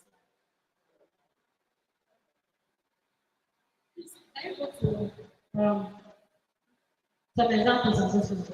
So the next one that you need to ask yourself is, and the next one I need to bring to your head and notice is some of the fields in tech you can actually use, right? Like the first speaker said something about Web3, right? She worked on Web3, TTU at the Web3 company. So you can also relate that particular tech career in that area, that sector. You can talk about software engineers, you can talk about the UI UX engineers. The UI UX engineers are mostly the designers, right? The company. They design what the front end engineer codes, right? That's why you don't necessarily write code. Hence, you enjoy colors, you enjoy visual representation of things. I think that would be good for you. You know yourself. I don't know you that much. So I can only say what I know, right? Then we're talking about marketing. In tech companies, there are tech roles marketer for marketing, right? You can't market that particular project that is sitting on your system if you're not good at marketing. You get some engineers to do that project, you help to market it. But for you to help to market it, you need to understand that project. You get so there are different fields you can apply in different companies to work as. Not necessarily be a software engineer, but if you want to be a software engineer, that's fine and good. I don't know, am I communicating? Then we now talk about project managers. At times, software engineers, they're here they coach. Engineer and designers, they're here they coach. You need somebody that will manage them. Because if there is no project manager, project that might take 2 weeks, we end up taking 1 month, 2 months, even 1 year, if you are not going up. I don't understand. Because some of them have 3 jobs they are doing. So not every job that they're working on. So they need that project manager. So if you know that you are passionate, you are interested in building project like a project manager in that aspect, you don't necessarily need to write code. What you need is about strategy. And I think strategy and also how to come up with a PRM document that goes requirements. And this was all these things need you to understand maybe some basics of tech, how they function, for you to be able to work with all these software engineers effectively. You get then the next one on the list is copyright. There are different companies, local and international, that are hiring copywriters. If you are good with writing, I don't know what is stopping you, I don't know what is keeping you. One of my friends, there's something I did with my friend, right? Okay, I'll come to that, right? Then I will have to set that. There are these companies that will set about the particular product when you start using it. And they are still thinking about you don't have experience where you can do all these things. You can, what I'm trying to say in essence is that you can start with somewhere. You can start from somewhere, then go towards, right? But you have to sit down and ask yourself, which area do I want to start with, right? Not always, not start because of the money, but money is good. Then the next thing is needed skills. What are the skills that you need in any of these fields? I don't pick those skills that you need in all of them. But it's not basically peculiar to one. One of the skills we have is communication. Whether you're going as a product manager, software engineer, marketer, whatever, you need to be good with communication because you're working with team of different people. If it's a different company, team of different is it region, right? Just working, you're going to communicate with them. So communication, learn how to communicate your idea in language that they understand. Then organization. Of course, you won't be a developer that your work for you to even be a developer, right?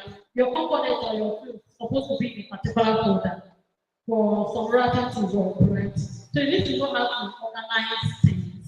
As a product manager, also organization is very important for you. Then talk about creativity. Whether product manager, digital marketer, designers, software engineer, all of them need creative. Need to be creative in all. Creativity is actually important. Then talk about preference and problem solving skills. Right? These are the skills you need to have. This is more like technical skills that you need to have, right? Then but for the technical skills or those of peculiar to this is depending on the skill set that you want to go for, on the path you want to go for in tech. Then that may have to look in. Am I going to learn HTML, CSS, Python, PHP, whatever, digital marketing, and anything like that. Then talk about common mistakes. What are the common mistakes that newbies like when they're starting off the career, say, what are those mistakes people need that I one of the mistakes I captured is being invisible, right? Not being visible at all would kind of hinder you a whole lot, especially when you actually learn that skill, right? Let's say, for instance, I started learning a particular career, and I'm already 6 months, 11 years. Yeah, and I want to start applying for jobs.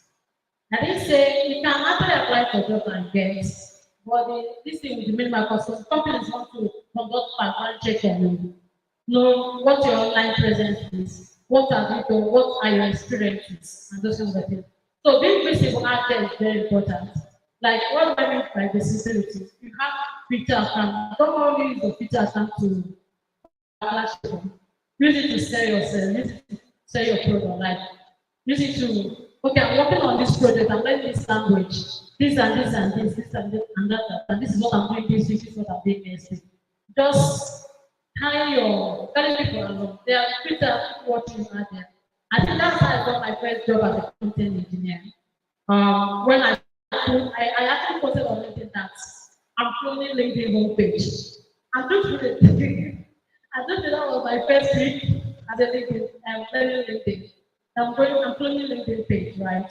So it was in that mode that the company reached out to me that they want me to work with them and the content engineer. That was why I landed my first job there. So being visible is very important. Then um, setting your priorities right is also important, right? What are your priorities? Is your priority just learning a particular skill or you want to learn it to get it? If you're just learning, okay, there are different ways to learn something.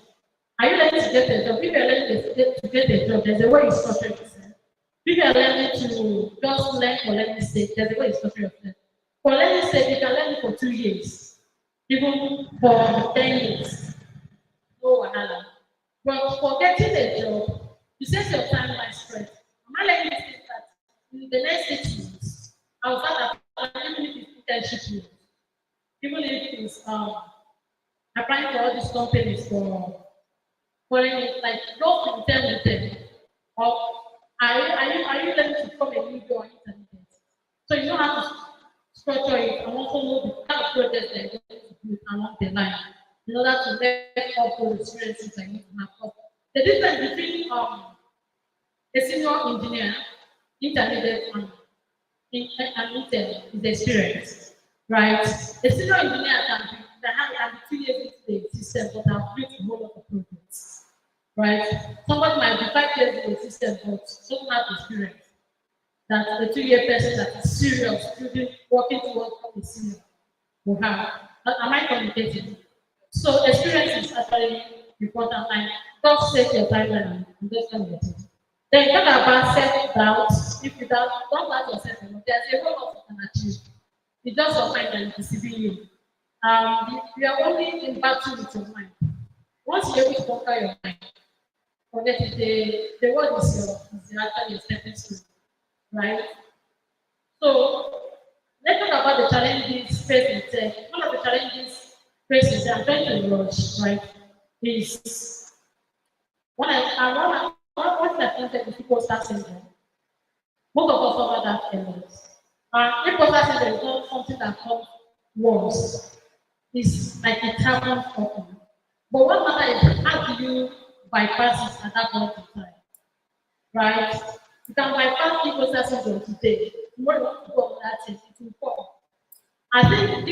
For me, one of the ways I do bypass it is giving myself lecture. Like, so it's just this one is months. You've done something like this before, right? If this person can do it, what is stopping me from doing it? I don't even understand. Just give yourself some more talk like that. They will help you. Like you, the inner you speaking to the outer you to do something like that. Convince about doing it.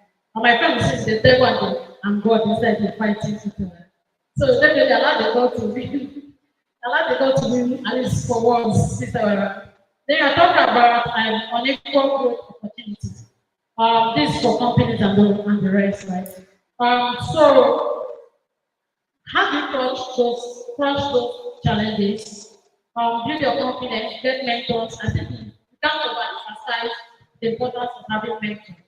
And when I talk about mentorship, I'm not talking about getting a good player as a mentor. They can be your mentor.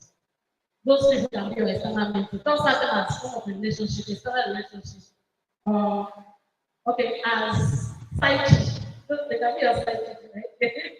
But to get you your mentor, person like you, your roommate can be your mentor, right? The person that can be your mentor. Just let them that particular thing that you want to learn from them. Let them tutor you on that. Not necessarily tell your mentor, please come and teach me this and that. There's different between a mentor and an instructor, right? A mentor will be like, okay, learn this thing within this period, use this material. And the instructor can be like, okay, this is not how to write this, write this other way. So just pick mentors for different purposes. We get just to so this is kind of more like abstracting the process. Let's not spend we will not spend 2 years in learning this. Let's it's just to abstract them and have to be able to learn the job at the end of the day. Because I was very happy to see 1, 2 or 3 persons working for other different companies. It's really source of joy to us that people from WTM Owerri is are doing something great, right? Then we talk about training community where we have WTM Owerri, we have GDG Owerri, right? We have other communities added, you go that the rest. If you want to join the community there, also just meet us. Okay, drop your number, the WhatsApp group to you, or we'll also share the WhatsApp group there. You can join the WhatsApp group. That's where we communicate, to share information when they are available. And my co-organizer, Cynthia, she's not here anymore. She normally shares job opportunities there. I can boldly say that some people are particular getting jobs on those relationships and she do share on those group chats. So do yourself group by joining, right? And brag, like brag now. Nobody will advertise it like you advertise yourself. You get there's this set of friends, like I thought used to be in their trip before now, right?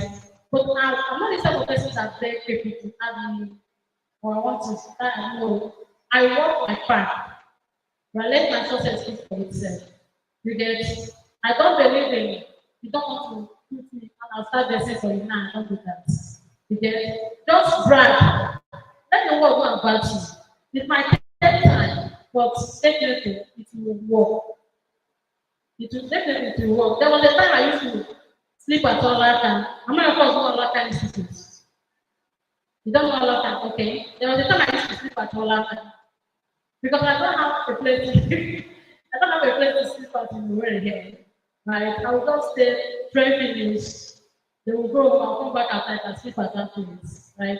Because I had the option of either going back to our family house or staying back in Owerri to build my tech career, right? But I choose staying back. And that symbol means hanging around. Like after training, I go to my friend's place and sleep over. And inside my backpack is my clothes, my toothbrush, my bathing soap and sponge, right? It's exactly my home, my brother's home. So every I ended up, I'm going to sleep. The food is not my interest, right? Going on is not my problem. The problem is there I'm going to lay my head, right? For now, that's not the story again. What I'm trying to say is that my sacrifice may not be the same as a sacrifice, right? But you just sacrifice something, either your time, let me your time. Just sacrifice your time. Sacrifice your friends. You can go back to your friends later. But if your friends are the one that is stopping from moving forward, why not call them off? Later you can join the friend is must that they must be your friend. But for now, build yourself. That's the most important thing. Right?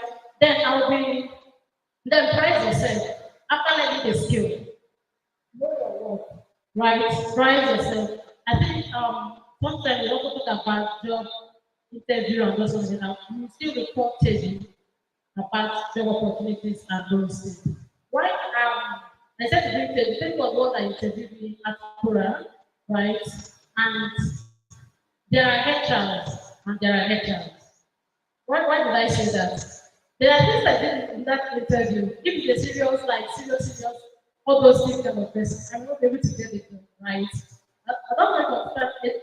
And anytime where you went, I start speaking pidgin. All right, so I actually entered that interview. I started with friend talking. So it wasn't a deliberate act, but actually followed me to speak the stuff. I don't understand. So that was one thing that got my interest in that company. Because then I was kind of suffering from trust issues. Let me use that word because a company kind of did something. Like I had issues trusting companies, right? So she actually built my confidence in that company. I was like, this person is not serious about this kind of a thing. Let's move with them. That kind of right. So let us drag yourself. Let me come back to what I'm saying. This one was all what I'm saying. Let us price yourself if you are conducting them. Conduct research on those companies, what their work and price accordingly.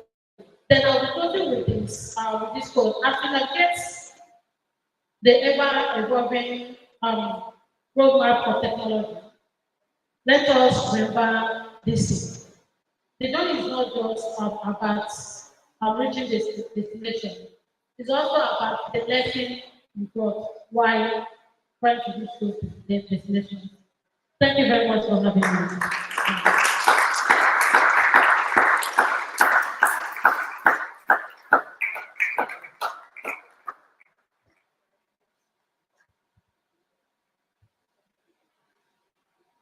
Please keep clapping. Keep clap. Are you hungry? Keep clapping. Keep clapping. Okay. Okay, is enough. So I'm going to give you reason why I asked you to keep clapping. And it's also like aligning with what Joy said here, right? So most of my first things were because of Joy, right? So I'm just going to give an example. Personally, I'm not a shy person. Like I knew that I wasn't a shy person, but to come up here and talk is a different thing. It's two different things, right? I can meet somebody and spark a conversation. But when you tell me to come and stand in front of the stage, I'm looking at different places to talk. Is a big deal.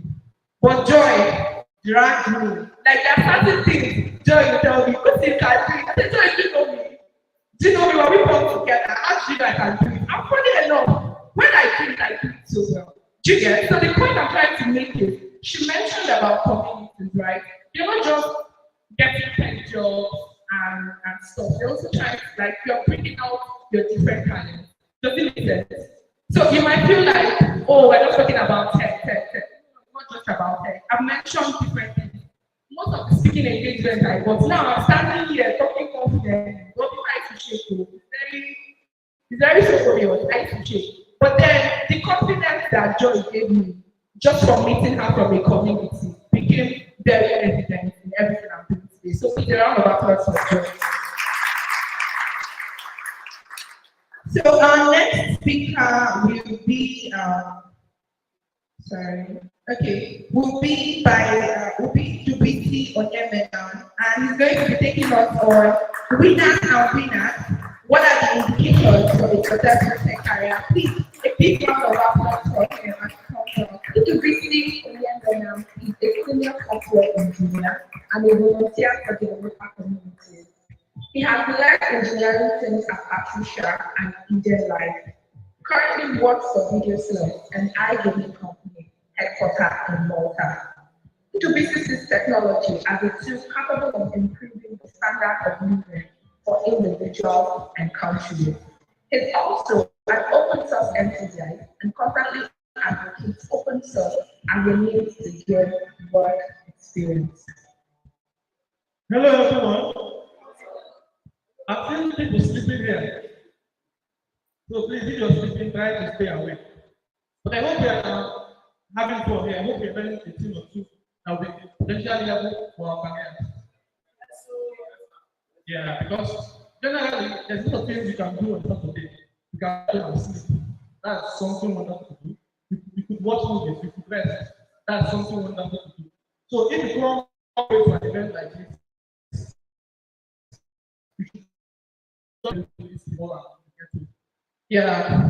So for today, the title is winners and winners, right? Actually, I wanted to call it winners and losers, but generally, life is not a zero-sum game. It's not about winning or losing. Sometimes you can learn, right? Sometimes if you don't win, you can learn from experience. And sometimes if you don't win in one place, you can go and win in another place, right? So that's why I tag this winners and winners. Because generally you can win here, you can win there, but eventually we are all winners. So why should you listen to me? I'm talking about indicators for a successful tech career. And you might be wondering, why should you listen to this person? So generally, I've been within tech communities since 2017. And in that time, I've been a volunteer, I've been a community lead. And I've also worked in a couple of companies as an engineer, a software engineer, and also an engineering lead. So I think I've seen people come and go over the years, and I've been able to observe some patterns on who eventually becomes successful and who eventually quits. So I will be sharing some of those ideas with you. We hope that eventually you pick some of them up and you succeed yourself. Yeah, so what is success? Can anybody define success for me? Success in one's tech career. What do you consider as somebody having a successful tech career? You can stand up. Some people are very loud. If you can stand up, I can hear you. Don't say. What do you consider as success? So everybody here wants to be successful, this, successful, that. How do you know you're successful? How do you know that?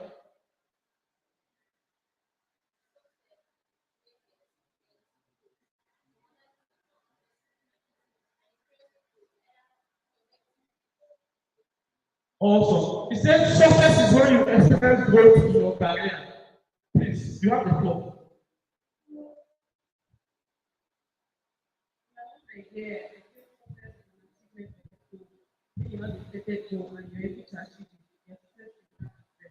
Also, if you have a goal in your career, if you have goals anywhere and you achieve them, you say you're successful. One more person, any other person tell us about what success is for their tech career.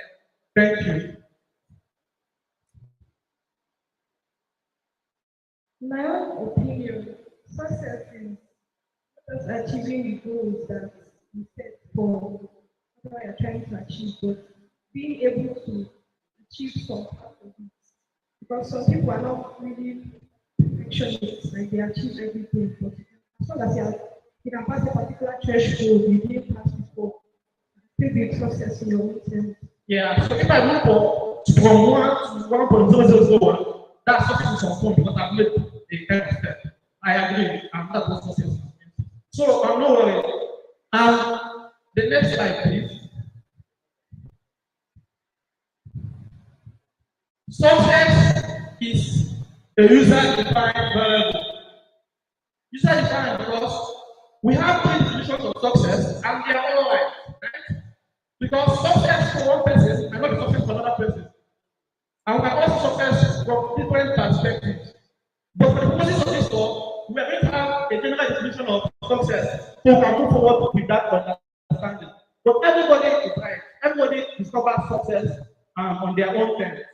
So, what is success at least for this talk? Success is getting paid for your tech skill. Success for this particular session we're having is if anybody has tech skills and they're able to command some kind of payment for those skills. So, for me, for this talk, if you're a backend engineer and you're being paid to be a backend engineer, you're successful.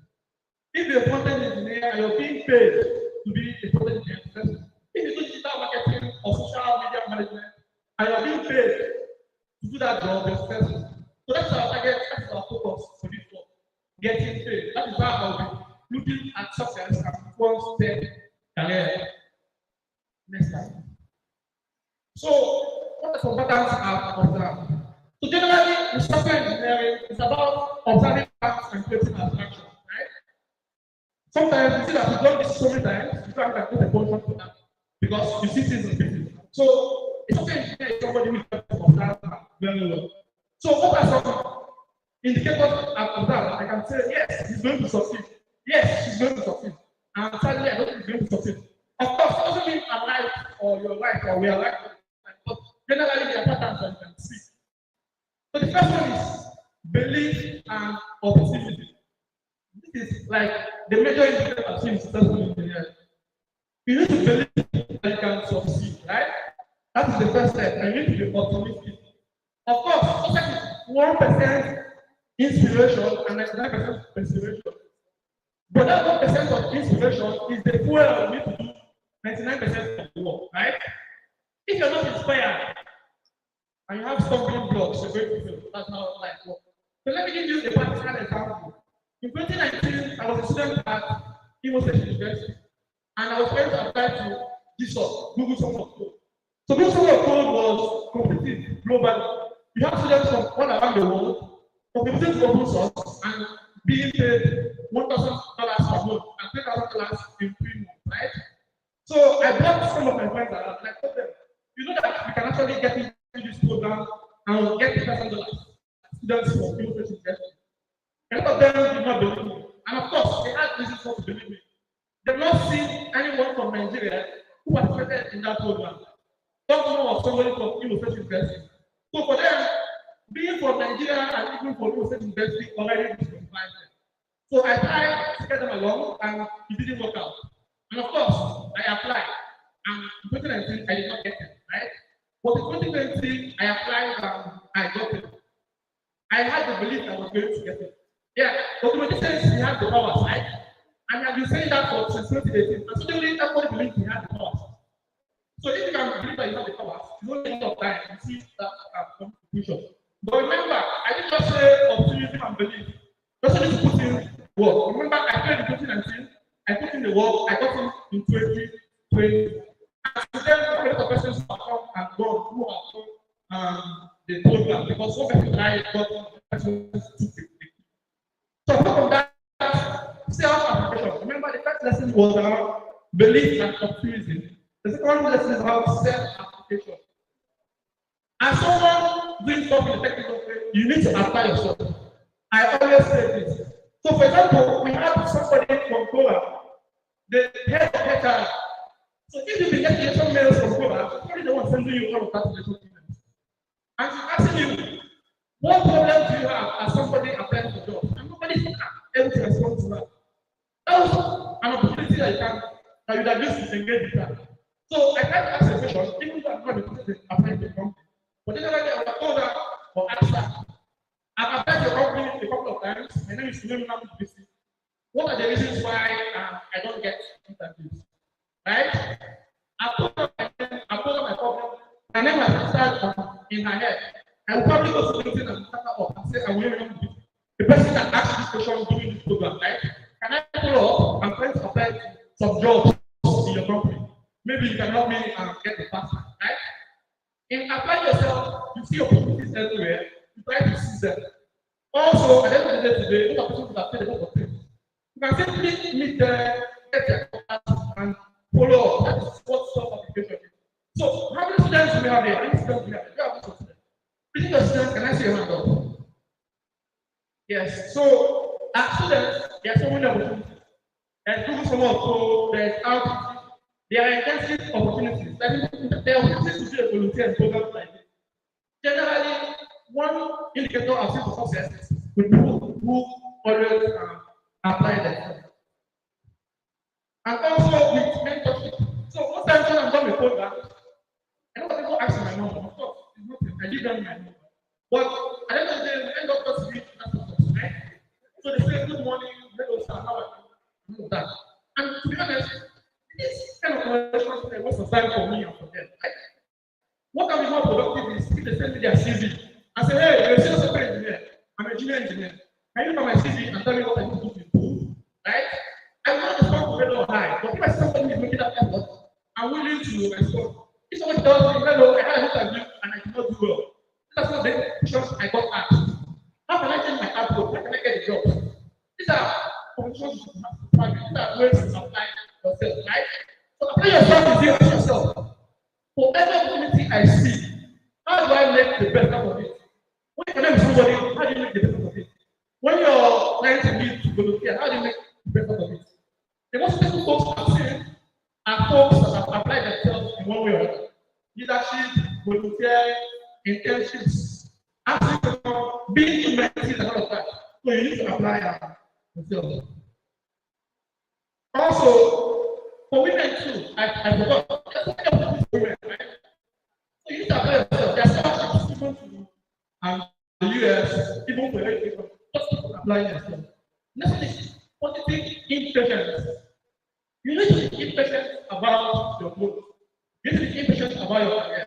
So I had a friend, Omar, she's a well-known designer. The first time I introduced her to another designer, she took up the one. So we studied at Houston. The designer walked around Brockport Junction. Every day, even sometimes within 2 hours, Omar would go over to the designer and learn. Omar would do design, so would post on LinkedIn, on Twitter, and she gets it back. Omar was in a hurry to make progress, right? She had positive impatience. She was impatient. So one time I see them and I tell them, why are you not applying to jobs? They tell me, I want to apply to jobs when I'm done schooling. I laugh. I ask them, why don't you have a CV? They tell me, I will have a CV when I'm done schooling. The 5 years you have in school, actually the best 5 years you can use for them next year. Because one, you have your parents spending for you, or maybe not, but generally you have a lot of things going well for you. So what I advise is start immediately. Don't be patient, don't wait. As students, the opportunities that you can actually benefit from. Why don't you start?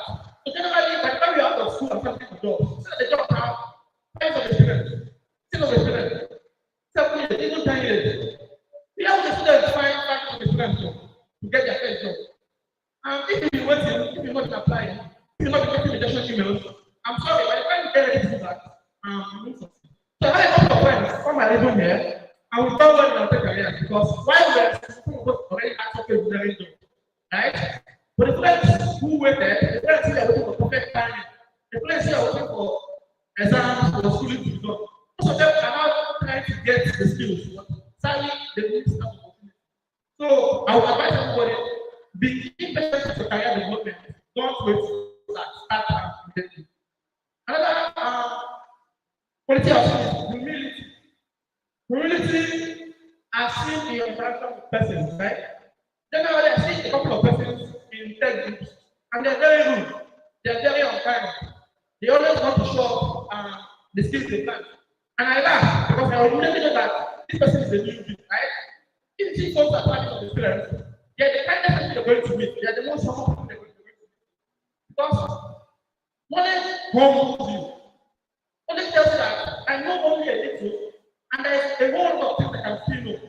So whenever I bow, if there's still so many unknowns I can practice.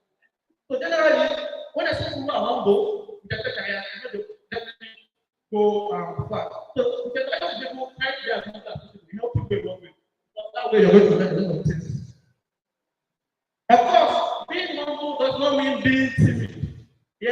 there's a whole lot of difference about being humble and being timid. Even though you're humble, you also be courageous, right?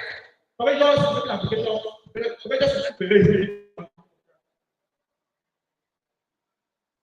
Then evaluation and feedback.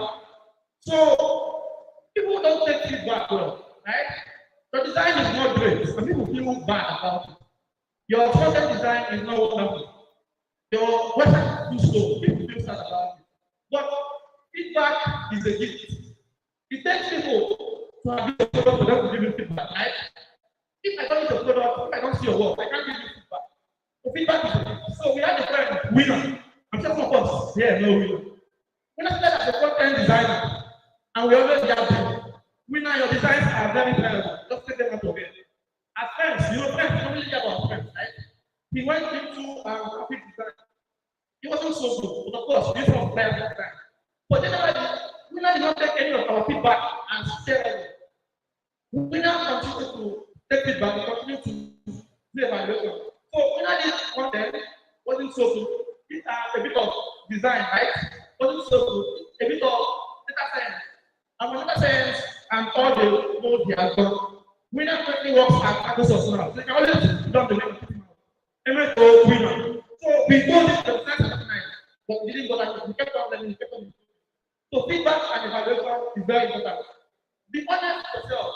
Be kind to yourself. Whenever you spend a lot of time in something that doesn't work, take the feedback, take evaluation. Try something else once you have had the time. Then we use our first 5 hours, right? Like we still have 5 more hours to go. I'm not boring you. So we still have 5 more hours to use. Yes. Another stuff is flexibility. At the end of the talk, I'll show you some people profiles. Sadly, you can't see it. I'll just try to read what I see. Flexibility. Of course, don't try and run away. Try, give it your 100%. If it doesn't work, move to another thing. Again, that's why I said students are in a very great position. If you go have 5 years, right? In that 5 years, why don't you try back in the community? Why don't you try content for 3 months? You have time, right?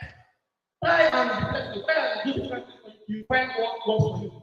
And generally, people always have the idea of this is what I want, this is what I want. And most times when they don't get it, they feel bad. But if what you want in your career is you wouldn't care about title, right? You care about getting a job that pays you. So please try and be flexible. For most people that I've seen within our community, they have been very flexible.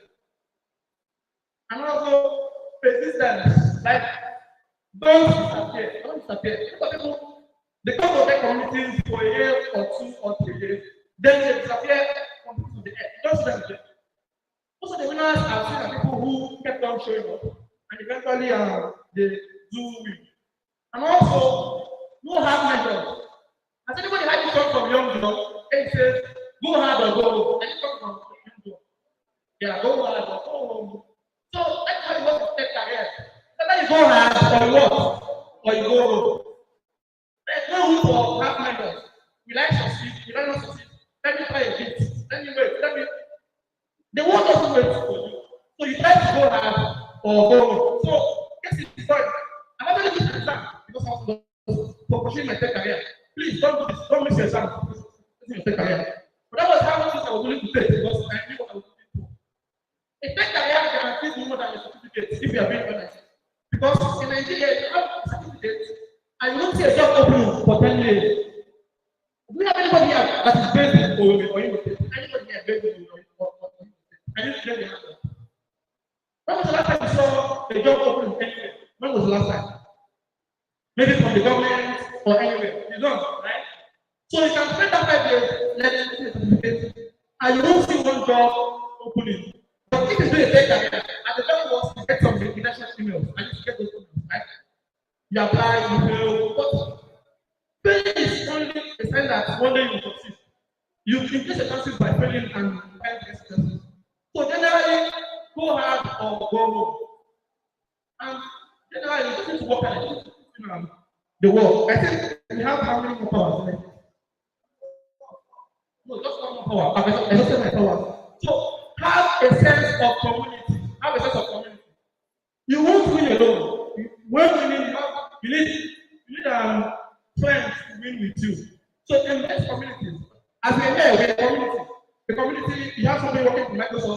have a mobile engineer, have something who is doing robotics. You have other people you can network with and do great work with. So please try and get a sense of community. I think I skipped some power. Yeah, I skipped openness. A lot of persons are not open. A lot of persons are not open to learning new things. They are not open to collaboration. Most times they feel they know it all, so they don't try to communicate or to work with them. Most times developers who stay in their small coding away waste so many years, right? Because they don't know what they need to move to the next step. But if you're in the community, you ask questions, you try to liberate that experience, you go further than you find yourself going. So openness is very, very, very important. So I've mentioned 10 powers. I hope you remember one or two of those powers and try to use them at home, right? Yeah, so I have another slide. Some habits, I can't see this in my screen. Some warning. Even though I mentioned persistence, you need to strike a balance, right? Wisdom is comfortable to direct. What I've mentioned now is my experience. Doesn't mean your experience has to be the same. But generally, figure out what works for you and follow and that path. Also, don't be caught in the loop of infinite volunteering. Sometimes people volunteer forever. Right? Volunteering is a good thing. I volunteered for so many years. But right now I'm taking a back seat because we need people who are new to volunteer, right? So they also there, so they also do stuff. If you volunteer for this, you can also sit down and try to make some progress in your career. Because apart from inspiring people with volunteering, you can also inspire people to be successful. Yeah? So if you're a successful engineer, people will look up to you and they want to be successful. So sometimes a good way to inspire them to be successful for you to be successful yourself, right? Because most times people look at you. So imagine you're telling me, come and learn that skill. And you don't look like you're getting paid with that skill. Why would I come and learn that skill? It makes no sense, right? So even while you're trying to do community, while you're trying to do volunteering, please make sure you're getting paid. Make sure you're getting paid. I think there's probably what in there. Understand the end goal. The end goal is what? Getting paid. Because at the end of the day, nobody cares if you go get $10 for life. Or you have AI engineer. If your kids need something, they are what? It's something like that. Nobody cares if you go 10 language. So you need to focus on the goal of getting paid, right? So even while you follow all these principles, always know that the end goal is getting paid. So please don't lose focus on that. I'm never reflecting about that. So I have some features, yeah. Because generally, I think Bonaparte says that without evidence, you go do it. You will explain that. So generally, when I say things like that, I try to give some spotlights from people within our community, right? And my spotlights are from women within our community. So the first one here is Ataskia Esther, and we call her Honor. While Honor was in the university, she was the first lead for female community Africa, right? She was speaking at the Global Students Club event. She was doing great stuff. And right now, she's doing well for herself as the UI UX designer. I think if you mention a couple of years that designer in Nigeria, you mention Oma. And Oma went to this, Oma learned to do. So for Oma applied some of these powers. Oma applied herself, Oma was persistent. She always did that remote control. So Oma is one spotlight that went to do so and is doing well and applied some of these powers. And another spotlight. I'm sorry, in this I have the attention profile, so you see how far they go. So finally you can't see. I'll just like this. Who was the first spotlight? I'm looking for the first spotlight. So the name is strategic government, the name is everyone to go. I started a first class in electrical engineering. So even when I told you I missed exams, I had only paid for courses. Somebody knows that. She got a first class from school. You understand? Tell you that you have to be flexible. So right now, some work for private highway. No, private highway. Private highway is one of the hottest construction startups in the world. And so works there. In Atlanta, them, yeah, they don't get top package, they are done DevOps. Now she's doing infrastructure and all of that. So some of the goals that I saw with Sonko was always was persistent. So even when she was making sales in school, she also had a career, like every time was constantly applying and so I wish you could see some of these pictures, but sadly, then the last question on the list, and these are all women. They're all women from around the world. I'm not telling you about women from the United States. These are women I want to into. The first one is people want and want to. And the third one is Peach. So Peach currently works for Microsoft. I think she was here the last time. Yeah. So for Peach, it was persistent because Peach tried different things for a very long time. Even when things did not seem to work, she persisted. And now works for Microsoft. Microsoft wants to work for Microsoft. It was also the need for good ambassador club and for students in college. So constantly she was applying herself for stuff. Yeah, so those are some of the spotlights. And generally, I think my lifestyle, remember that just define your life. Remember to define success for yourself. Hopefully, when you come here in the next couple of months, couple of years, we'll advance success again. So thank you very much.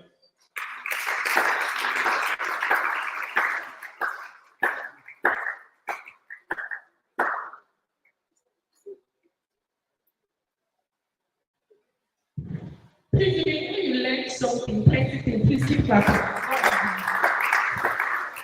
Keep clapping, keep clapping. And thank you so much, for everything. Personally, thank you. So thank you very much for everything you've taught us today, and I hope that we're going to put it into practice. Somebody say amen. Mouth. It's by action. So if you say amen, say it with your heart. Say amen. Okay. Maybe I said action. People ready. Say amen.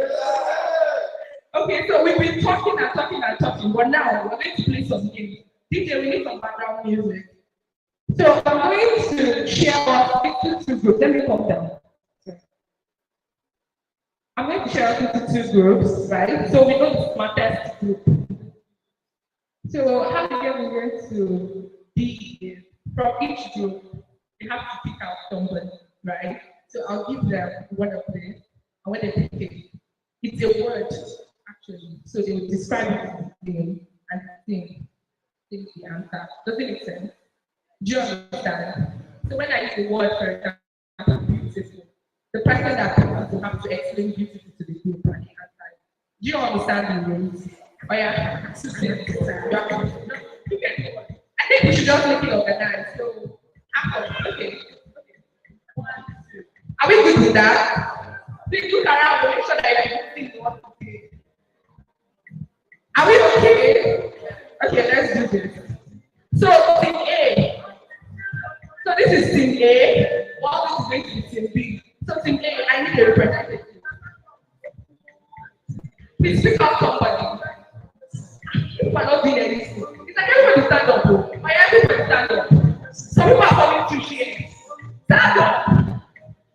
Stand up. Go around. This is your group. Go around. See them. Pick out somebody. The people are not standing. Stop there.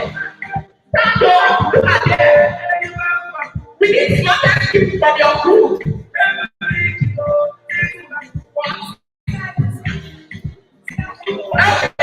Did they have somebody? Come on. Did we wait your come on. So we have sorry, what's your name?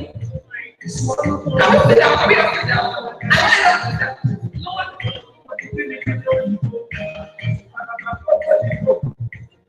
I told them to stand up because we're all coming to share. And because that's what I wanted. So your name is what? Victor. Morning. Morning from A, because we go to the side. So pick something.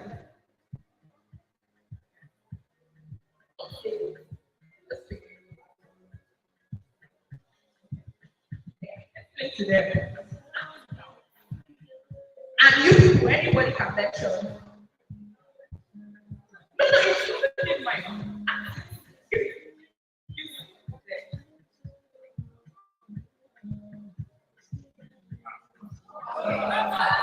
It's so easy. Figure out what today.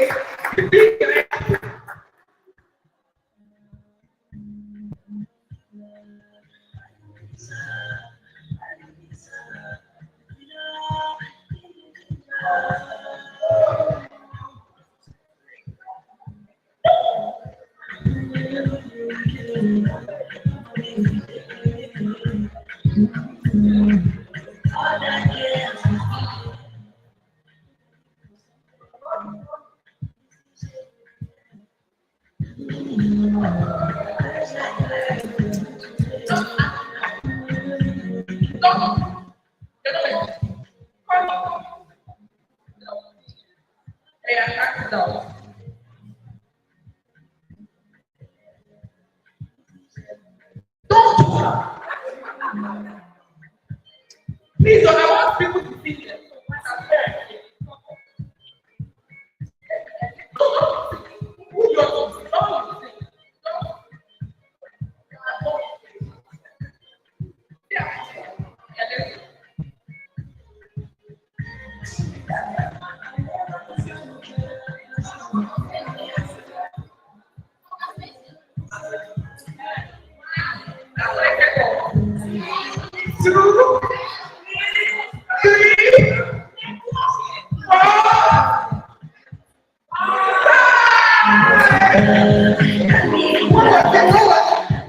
Interview.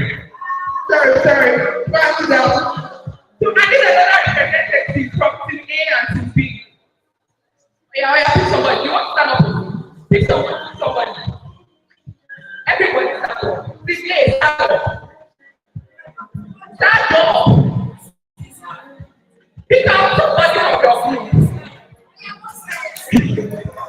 Thank you very much, sir. Team B, pick out somebody. Oh, okay. What's the name? Shalom from A. Shalom from B.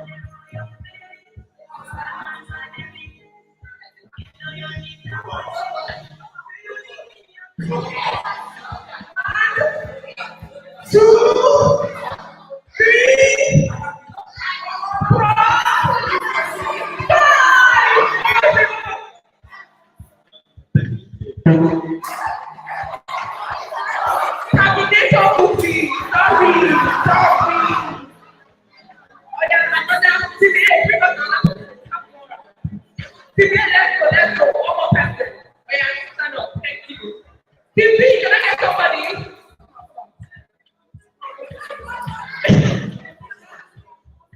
If you don't know how to ask,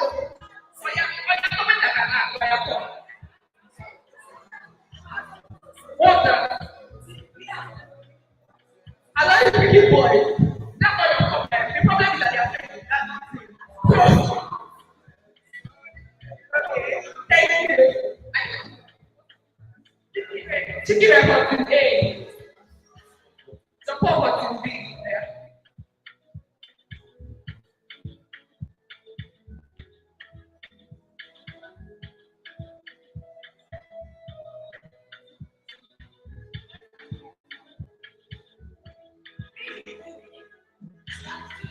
One, two, three.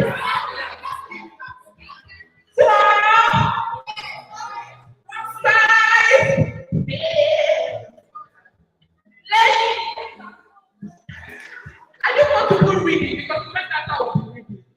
Learning.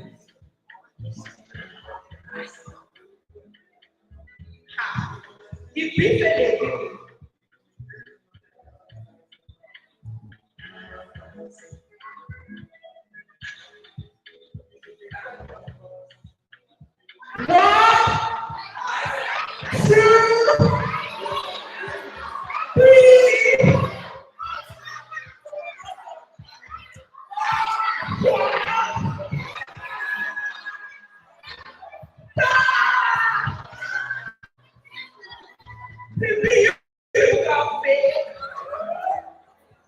yes, you would have just called like 3 persons. I will use it. Alone. Alone. How will you? You can't read alone. Assuming you brought like 3 other persons. Sorry. So we have 1-0. Timmy, you can take the big nail. You know what I'm saying? I can't do. Timmy, nail. Please, a round of applause for everyone. Thank you for participating. So,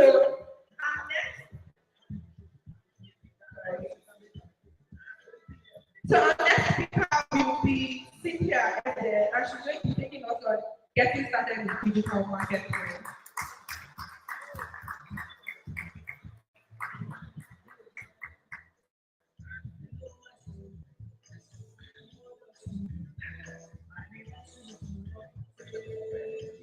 Sorry, it will be an online stuff, so just get ready to watch this video.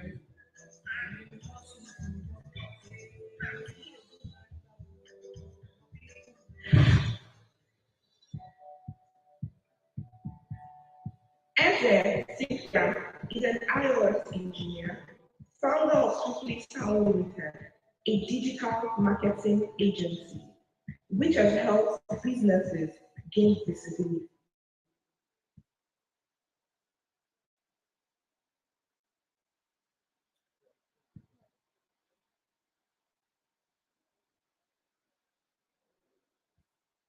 Hello everyone, welcome to today's International Women's Day celebration. My name is Cynthia. I'm an iOS engineer, digital marketing, but became more intentional around 2 years ago. Took some courses and I've been able to gather some knowledge in digital marketing, and which has helped me a lot in my business. So today I'm going to be taking you online. So as we gather today to celebrate the boundless achievement of women in this ever-evolving tech, it is my privilege to address you on the topic of utmost relevance, which is getting started in digital marketing. On this International Women's Day, we come together not only to honor the remarkable strides made by women in the tech industry, but also to empower and equip each other with the necessary knowledge and tools that we need to thrive in the tech industry or in the digital world. So, without further ado, let's get into it. What is digital marketing? I've been all about digital marketing. What is it and what is it all about? How is it of relevance to? How do we make it work for us? That's what we're about. Introduction to digital marketing. Here at digital marketing, let's define the second definition. Digital marketing encompasses all online efforts to promote a business or product. So, whether that content adverts we do on social media, and maybe on even on the website, or maybe even email marketing, one company just say that to so any form of advert that is trying to make someone purchase the product is digital. That's very important for digital marketing.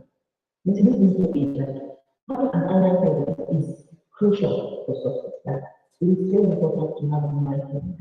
People need to know who you are. And if you don't have an online presence, so even as a tech now, like a tech right? You still need an online presence. Let's say on LinkedIn, on Twitter, or anywhere you find yourself, just make sure you are active there. People know who you are. them. So if they're going to reach out to you, nobody has like the their photograph to it's always going to be through your social media and through your social media page. They reach out to you, and if they want to have work on the project with you, they want to have you on the project. So that's one way it's actually very important as a person to have one person. So moving along to the objective of digital marketing is to reach a wider audience. You need to not be able to reach more people because when you let it make a post, just in a particular moment, so that or something so that you need to you find out there are lots of eyes, lots of people going to view it, right? Or if you want to talk about a product. So just making a video, making a post about that particular product, and then posting it on your social media channel or account on social media. You see that you get more eyes about product. That's a form of digital, that's the way you can promote the product on digital marketing. Another objective is to increase brand awareness. So you have a brand and you want people to know more about it. You have to leverage social media. You also want to drive sales and to impact customer engagement. You need people to engage with posts. You need to make more sales. You need visibility. You need brand awareness. That's the objective actually. Because if you have this visibility, when people are aware of your brand, that's when you can actually personalize it. So it is very crucial, and that's the objective of digital marketing. So the key components of digital marketing. Website, we have social media, we have email marketing, the SEO, that's search engine optimization, the PPC, things like food advertising. So let's just talk about each of them briefly. Your website, that's your online store, that's where you can reach you, get customers come in about your product or service. That's just your website. The website is somewhere in your social media can reach you and make maybe information and make it better. Some can also purchase from websites. We can also get through your website. Social media. So you have different platforms like Instagram, That's what we have. Twitter, LinkedIn, and even TikTok. That's a form of digital. That's a way to promote a product on digital marketing. Another objective is to increase brand awareness. You have a brand, when you have this visibility, when people are aware of it, then they can actually personalize it. So it is very crucial, and that's the objective.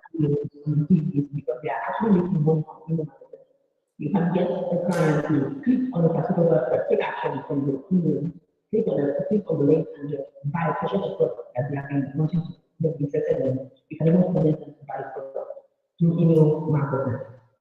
That's sending targeted messages to subscribers, nurture leads and promote offers. That's what your email marketing is all about. The search engine optimization helps you to optimize your content to rank higher in search engine results. So it will be easier for customers, for clients, people searching for you to easily get your product or get whatever service you are providing. Then you have search engine optimized on your website or whatever product, whatever platform you're using.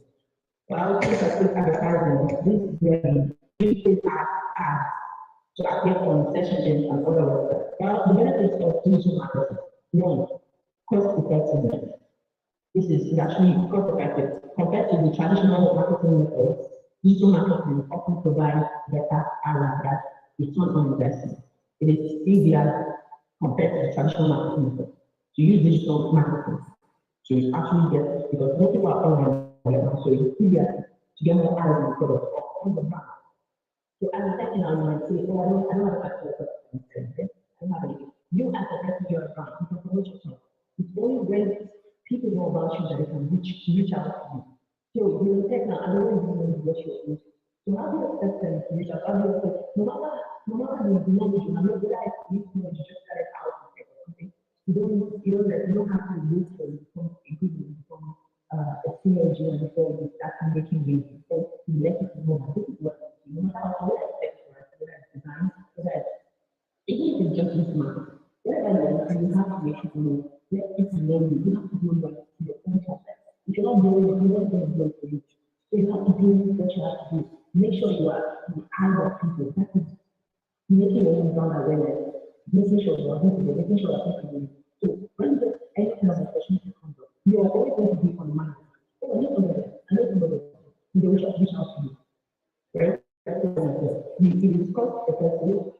You have targeted reach, like you can decide to be talking to a particular set of people. With advanced targeting options, you can reach specific demographics more effectively.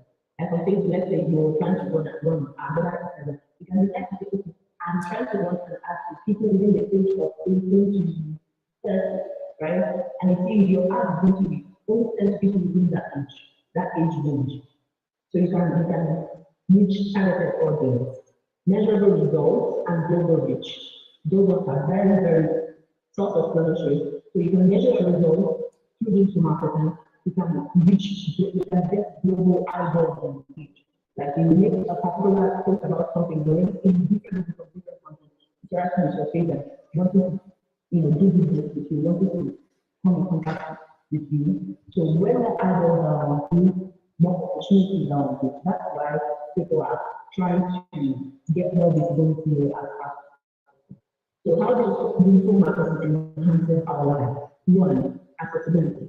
I try to explain them here so that we can get like a full picture of what we're talking about. Because you can access information, product or service anytime, anywhere. So it's easier for your clients, your customers to consume your information, whatever information you're trying to find. So when you just put it out there, when you take a video and make it about something, it's easier for people to just get for that information to get across to many people because it could be anywhere. Everyone is on your phone, everyone's on social media right now. So it's easier for them to get that information and pass information across easily, just like that. Personalization. So tailored content. You can tailor your content to a specific set of people and offer those from individual preferences and behavior. Convenience. Shopping online saves time and effort, leading to a more convenient or efficient lifestyle, right? So that's what digital marketing does. That's the part of you're selling online. So people don't necessarily need to come to you. You don't really need to have a store somewhere people can come. You just send it online, like you just no address. You don't have a physical store. You can just send you their address and you just ship it to them. So it's very convenient for both you and your customer. Empowerment. Digital marketing allows individuals to pursue their passion and entrepreneurship. Yes. So digital marketing has made it very easy for everyone. Actively, everybody is talking about becoming a doctor or a lawyer or that's what our parents actually wanted us to do. And we don't have like this platform where we can showcase what we have, what we actually want to do. And see the social media has made it very easy for you see children like right now, they are coming out, you're seeing them down video, you're seeing what they actually want to do, see everything about doing income, and she does do it. If it was back in the day, no one would see that. It would just be her family that, oh, she does it with her friends, her family friends, and all that. But now social media has made it very easy for that girl to know to know. You see everybody encouraging her, oh wow, if they never write to them, okay, I want to go to the house. So this is so much like happy your life in so many ways. Like I find it like that's all of them now. We already know all this. And we want to go into digital marketing. Like you want to get serious with it. I think everyone should do this.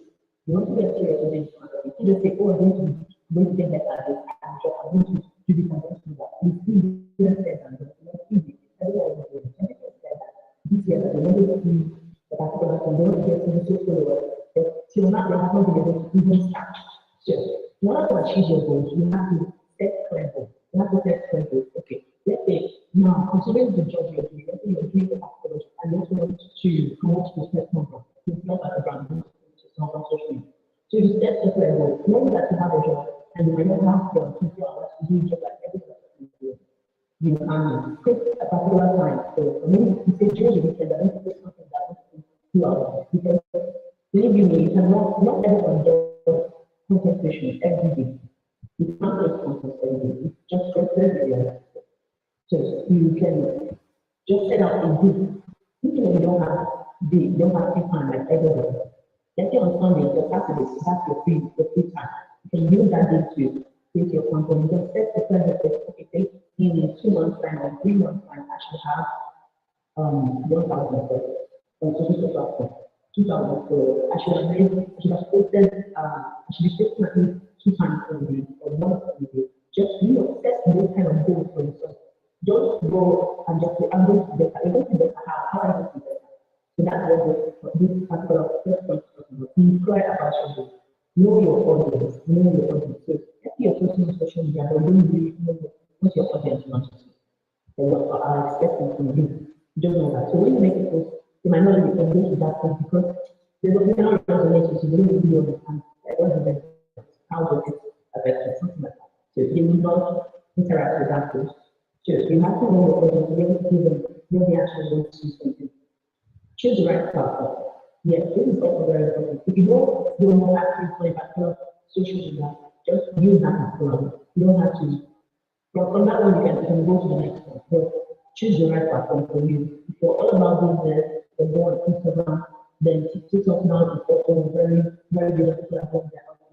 So those two platforms can work for you. Then you can also look to expand to the things. But there should be a platform that you're very, very platform. Next one is create compelling content. Create content that your viewers are going to gain something from. Especially something that they are going to learn something from the content. Don't just create content that's just only you. Create content that they are going to get value from. So that's another thing. In getting that way into market. With all that said, I know that the only individual is the one we have to do. So if you keep pushing it and saying that you're going to do tomorrow, or you are going to do next month, at the point you're going to see that impossible, you're going to be like something you can't do. At the moment you start saying that right now, you take a picture of yourself, write about this event, make a post on social media, start today, start now. Because the only impossible journey is the one we never begin. You don't know this journey is impossible. That's it. Start now. So if you have any questions, please, this is my social media, and just send it. I'm going to answer your questions. Okay? Now I'm just going to leave it for a bit for you to get Twitter, and TikTok, even Instagram. Just reach out to my group and they will ask any questions that you have. Come on to your post. Thank you guys. Thank you everyone for having me. This an awesome session.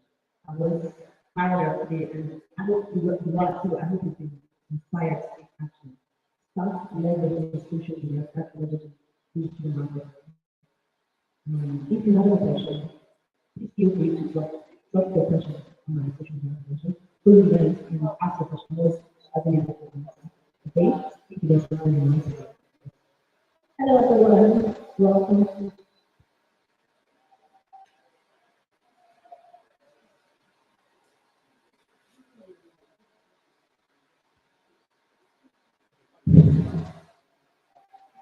Thank you, Cynthia, for that presentation of digital marketing. So the next thing that we're going to do is panel section. So we're going to be calling out some people and they'll come up to the stage. So the first person that we're calling on is Oprah Olivia.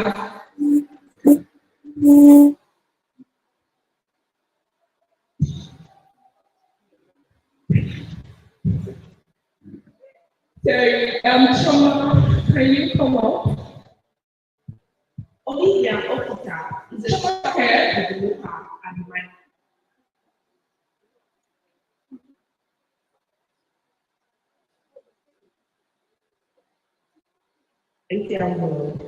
She's passionate about women empowerment. Okay, so for the anchor section, for the panel section, Chichi is going to be our anchor. So a round of applause for Akibe Chichi there, and she takes the mic.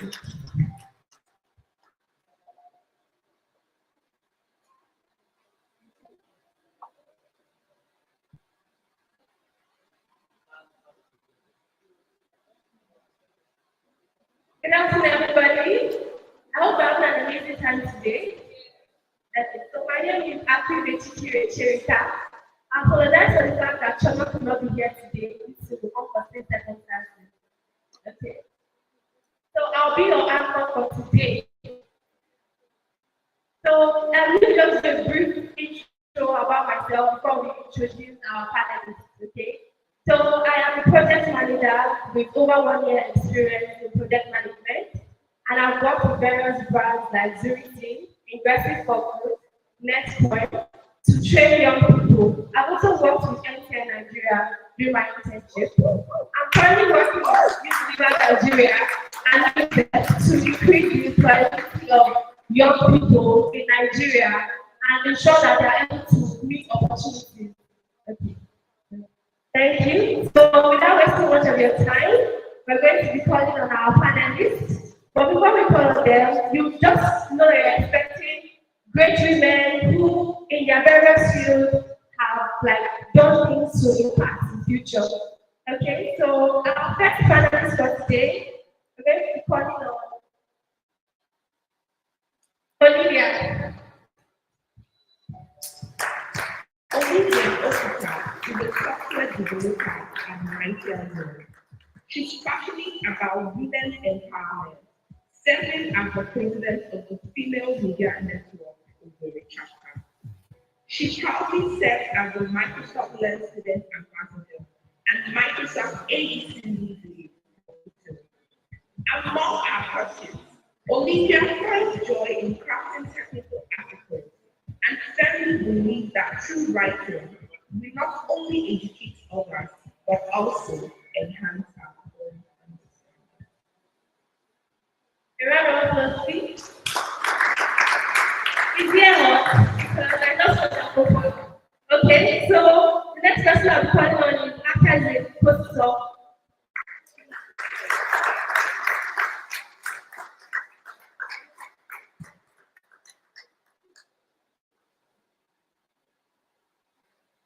As we said, an AWS community builder, a community looking at ambassador club, and a club.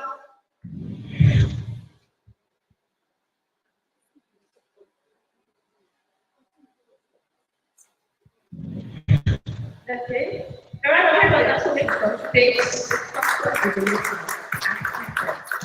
An AWS community builder, a community advocate at Ambassador Lab, and a cloud engineer with a focus on leveraging cloud technology for innovation and operational optimization. Thank you. So the next person I'll be calling on is Joy.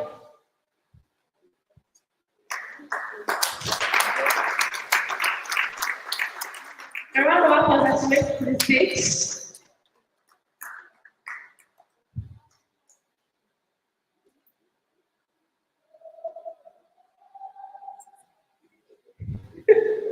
Okay, so the next person I'll be calling on is in addition to her tech for several years. okay, so the next person I'm calling on is Kelly.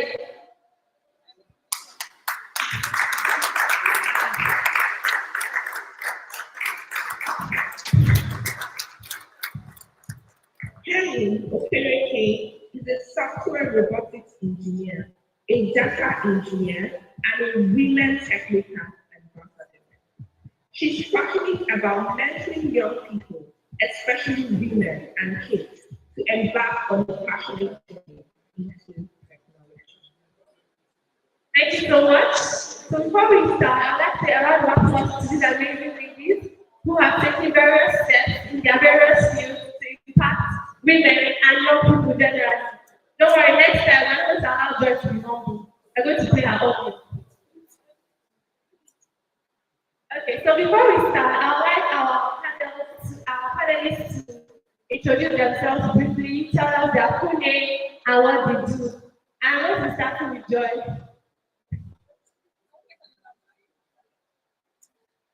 Okay, good day everyone. I'm Ahmad Joy again. I'm a front-end engineer at Sora. I'm also a community lead. Yeah, community lead, right? For Women Techmakers and co-lead for DDG, that's going to be fantastic. Thank you. Thank you.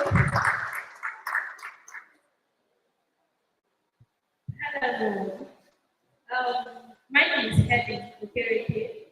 I'm a software and robotics engineer and also a Techmakers ambassador. So yeah, I just love anything hardware. That's my hobby. Thank you. Okay, hello everyone. I'm Okiweta. I'm a software developer at Maya World, and I just graduated. I need out soon. Yeah, from Kuto. So let me see. The community stuff. I'm a co-Microsoft ambassador and the CDP for Microsoft. Yeah. So my name is Akeze. I'm talking to people, but I'm trying to call me So, like you said, it's a very big achievement. And then I'm talking about the local achievement. Let's just stop there. Thank you so much. So, we're going to be diving right into the questions because of time, and I'd like to start with Joy. I'm so much in love with her, don't worry.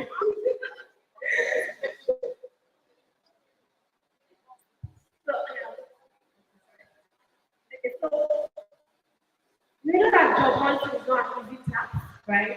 So to help us all, I'd like to ask you, what are some effective strategies for job searching in the tech industry? All right, can you hear me? All right, okay. So I will speak based on my experience, right? Um, One of the strategies that work for me is like talking about myself. That's the first thing, right? One of the strategies is like talking about myself out there. Like I said earlier, I felt content engineering, but I got it as a result of the drug that thing I posted on LinkedIn, right? I was quite intentional about the things I do online because I know that companies go out to check it out. So another thing is like job searches, being ready for that particular job, right? You don't just start applying for jobs when you don't have those skills. At least, even if you don't have 100% of those skills, have a certain percentage of those skills. I don't know, am I communicating? Yeah. So just know that you are good, at least you're an expert to do some technical and speak some grammar, do your interview and job, whatever, right? Then follow those companies, check companies' requirements to study ahead of time. You get brand set about those companies. Reach out to people that have already worked for those companies. Why I got, when I said it, or I experienced not being paid because I did not ask questions. You get so people that actually came after me, I experienced it. Once they reached out to me, I said, okay, this social company, this is my experience with them. This is what they will do at the end of the day. You know, okay, I don't want to be a victim of this, right? This is not for you not to be a victim of. I don't people as scam companies that at the end of the day they will pay you and you already finished the work. I don't even understand. So first and foremost, just brag about yourself, be open at the end. Check about those companies, know what they stand for and what they are, and also be ready for the job. Just always be job ready and employment ready. Right, yeah. Thank you. Thank you so much for those strategies. So my next question is to Kosi.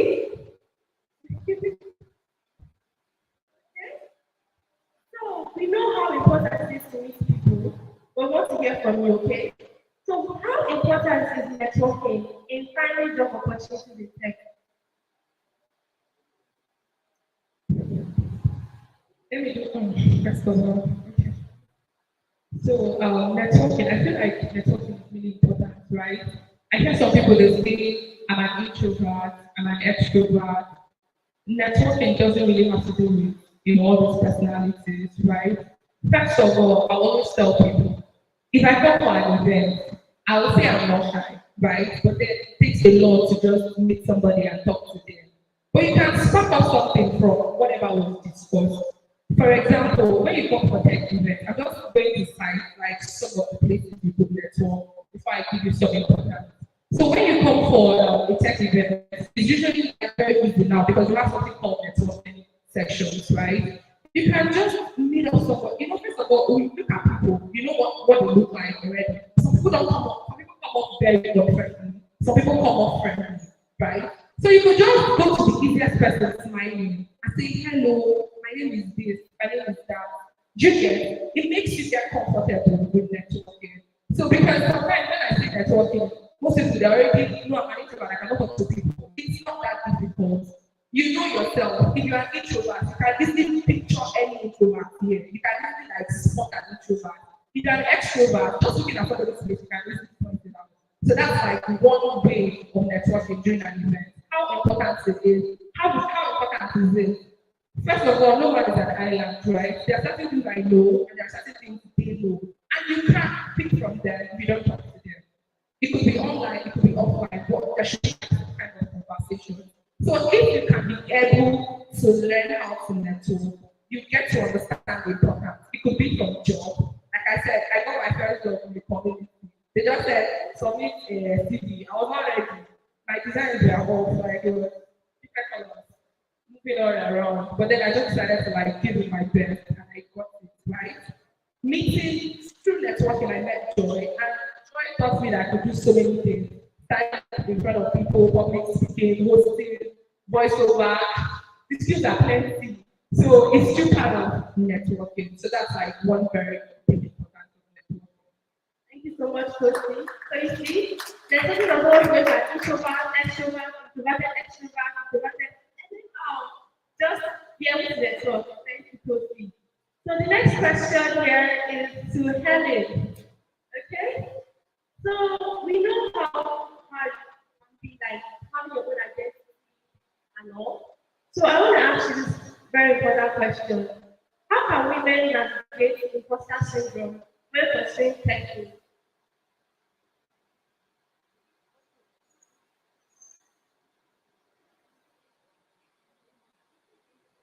Thank you. Yes. Okay, this imposter syndrome is something that most people do fight against in this field of tech, and especially we women, because we just look at ourselves and feel like we can't do it. And some people don't even want to try it. Some people just look at it and say, I can't do that. That's not my path. I'm not going there. So, but they have not even tried yet. So, and you look at yourself, you see others doing it, you're even feeling like, these people doing it, and then you come and try to imitate them. Okay, so this is imposter syndrome. And how can you as a woman, so it says, how can women navigate imposter syndrome when pursuing people? Okay, how can you handle it? Okay, so how can you handle it? If you are very confident of your skill, if you are very sure of what you can do, because some people they will just see some random roles and begin to apply for it. You know how you see yourself to actually fit into it. You don't have like 20% of the skills. And anyway, some men are actually thriving in it because they know their way. They can actually go and do their thing there. You get. But as a woman, make sure you have the skill while you're looking at any job role. Make sure you are willing to have the skill to an extent. Make sure you are willing to learn to grow. So don't try to imitate anybody. Just learn at your own pace. Try to be unique. Try to be good at whatever you are doing.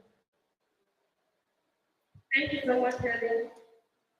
Okay? So, like I said, try to do at what you're doing, try to take opportunities, okay? So my next question is to Olivia. Okay. So we know that standing out in tech is a very, very big issue, right? So what are the key steps for building a personal brand in the tech industry? Okay,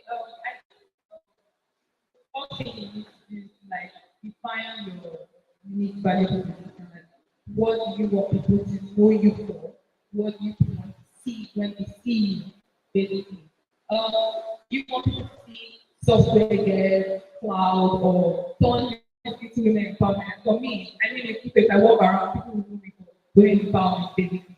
So that's the first thing you need to do. When someone goes to your LinkedIn, your Twitter, what they say, it's like track record of you doing that stuff.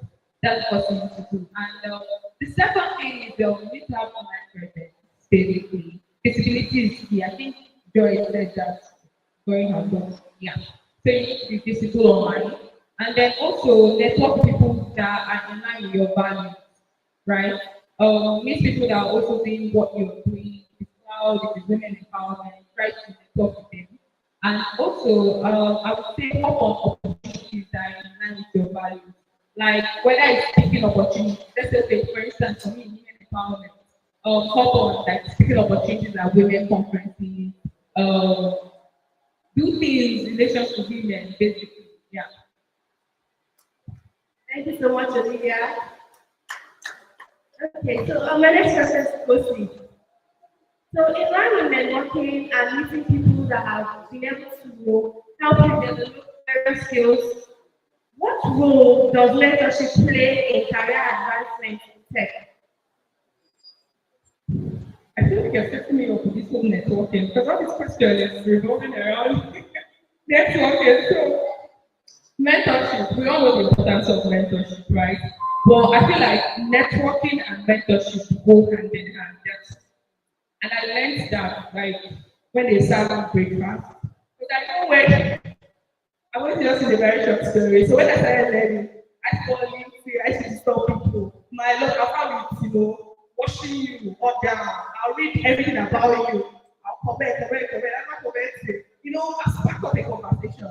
But then when I start with, I want you to sorry, it's funny now because if you come to me with that line, I'll block you. So, so I'll now start with I want to mentor me and everything. I mean, some very kind people, they'll be like, sorry, but they'll give a feedback, they'll say sorry, they don't have time. Some very mean ones, they'll read it, if it's WhatsApp, they'll read it, they'll not reply. So I've had like several, several encounters with that. But then when I learned the act of act, either of them, of networking, first of all, like I said, I knew my personality. So when I go for any event, I'm just looking at faces. What I pointed out that oh, this kind of person invites my energy, I start to you immediately, right? And from there I become so comfortable. And that was how it was. When you talk to one person, two person, three person, you understand the pattern. And this type of people, it's mixture. It could be senior, it could be intermediate, it could be, learners like you. So when you mix up with a set of people, your mind changes. So it changed the way I approach people for mentorship. There are two different things, and it will be a question to everyone here. So, for example, if I meet you and I say, I want to learn content development, I don't know anything, please can you put me through? That's first question. Second question, oh, I actually Googled content development and I saw it was aligning with what I wanted to do. And I started HTML. It seemed difficult, but I started with W3 school. I did this, I did that, I did this. Can you put me through what next to that? Please, between A and B, who do you listen to? That's the formula. Once I learned it was just everything. Mentorship is important, but I'm also adding to what the person should asking me. Networking and mentorship goes together. So if you learn networking, you can easily get mentors. Does that make sense? It does. Thank you so much, Kosi. So my next question is to Olivia. Okay, so Olivia mentioned earlier about big notes for women empowerment, right? What are some resources or communities that support women in tech career development? Okay, I think Helen said something that we can have so many opportunities now. There's so many things that are going on. There's so many free communities, fellowships. There are about plenty. People Africa, women who code, even Microsoft ambassador program. They have like a very community and one of the needs there. So these are kind of things they're supposed to be helping on as a woman. And funny enough, all these things are free. And the head was like, you don't just join the community because I'm a woman. Prove to them that oh, you deserve to be there. Not just because I'm a woman, because I can do this and I can get this done, basically. Yeah. So apart from Chico Africa, in people here, there's Stephen, internet around one president of the Owerri chapter. So there's Stephen of Chico Africa, WTM Women Techmakers, one of that. I think if you want to go into cybersecurity, I don't think you're confident. Yeah, exactly. She has a cyber care fellowship. And I personally graduated from one fellowship. So, Women Tech Stars, yes. Women Tech Stars fellowship is an annual fellowship that happens. Yeah.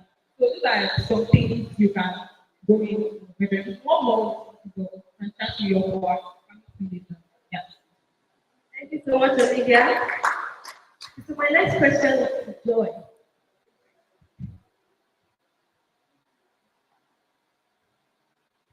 So earlier you mentioned something about, you were talking about what you do, speaking of and all. So how can individuals showcase their projects or portfolios effectively during job interviews?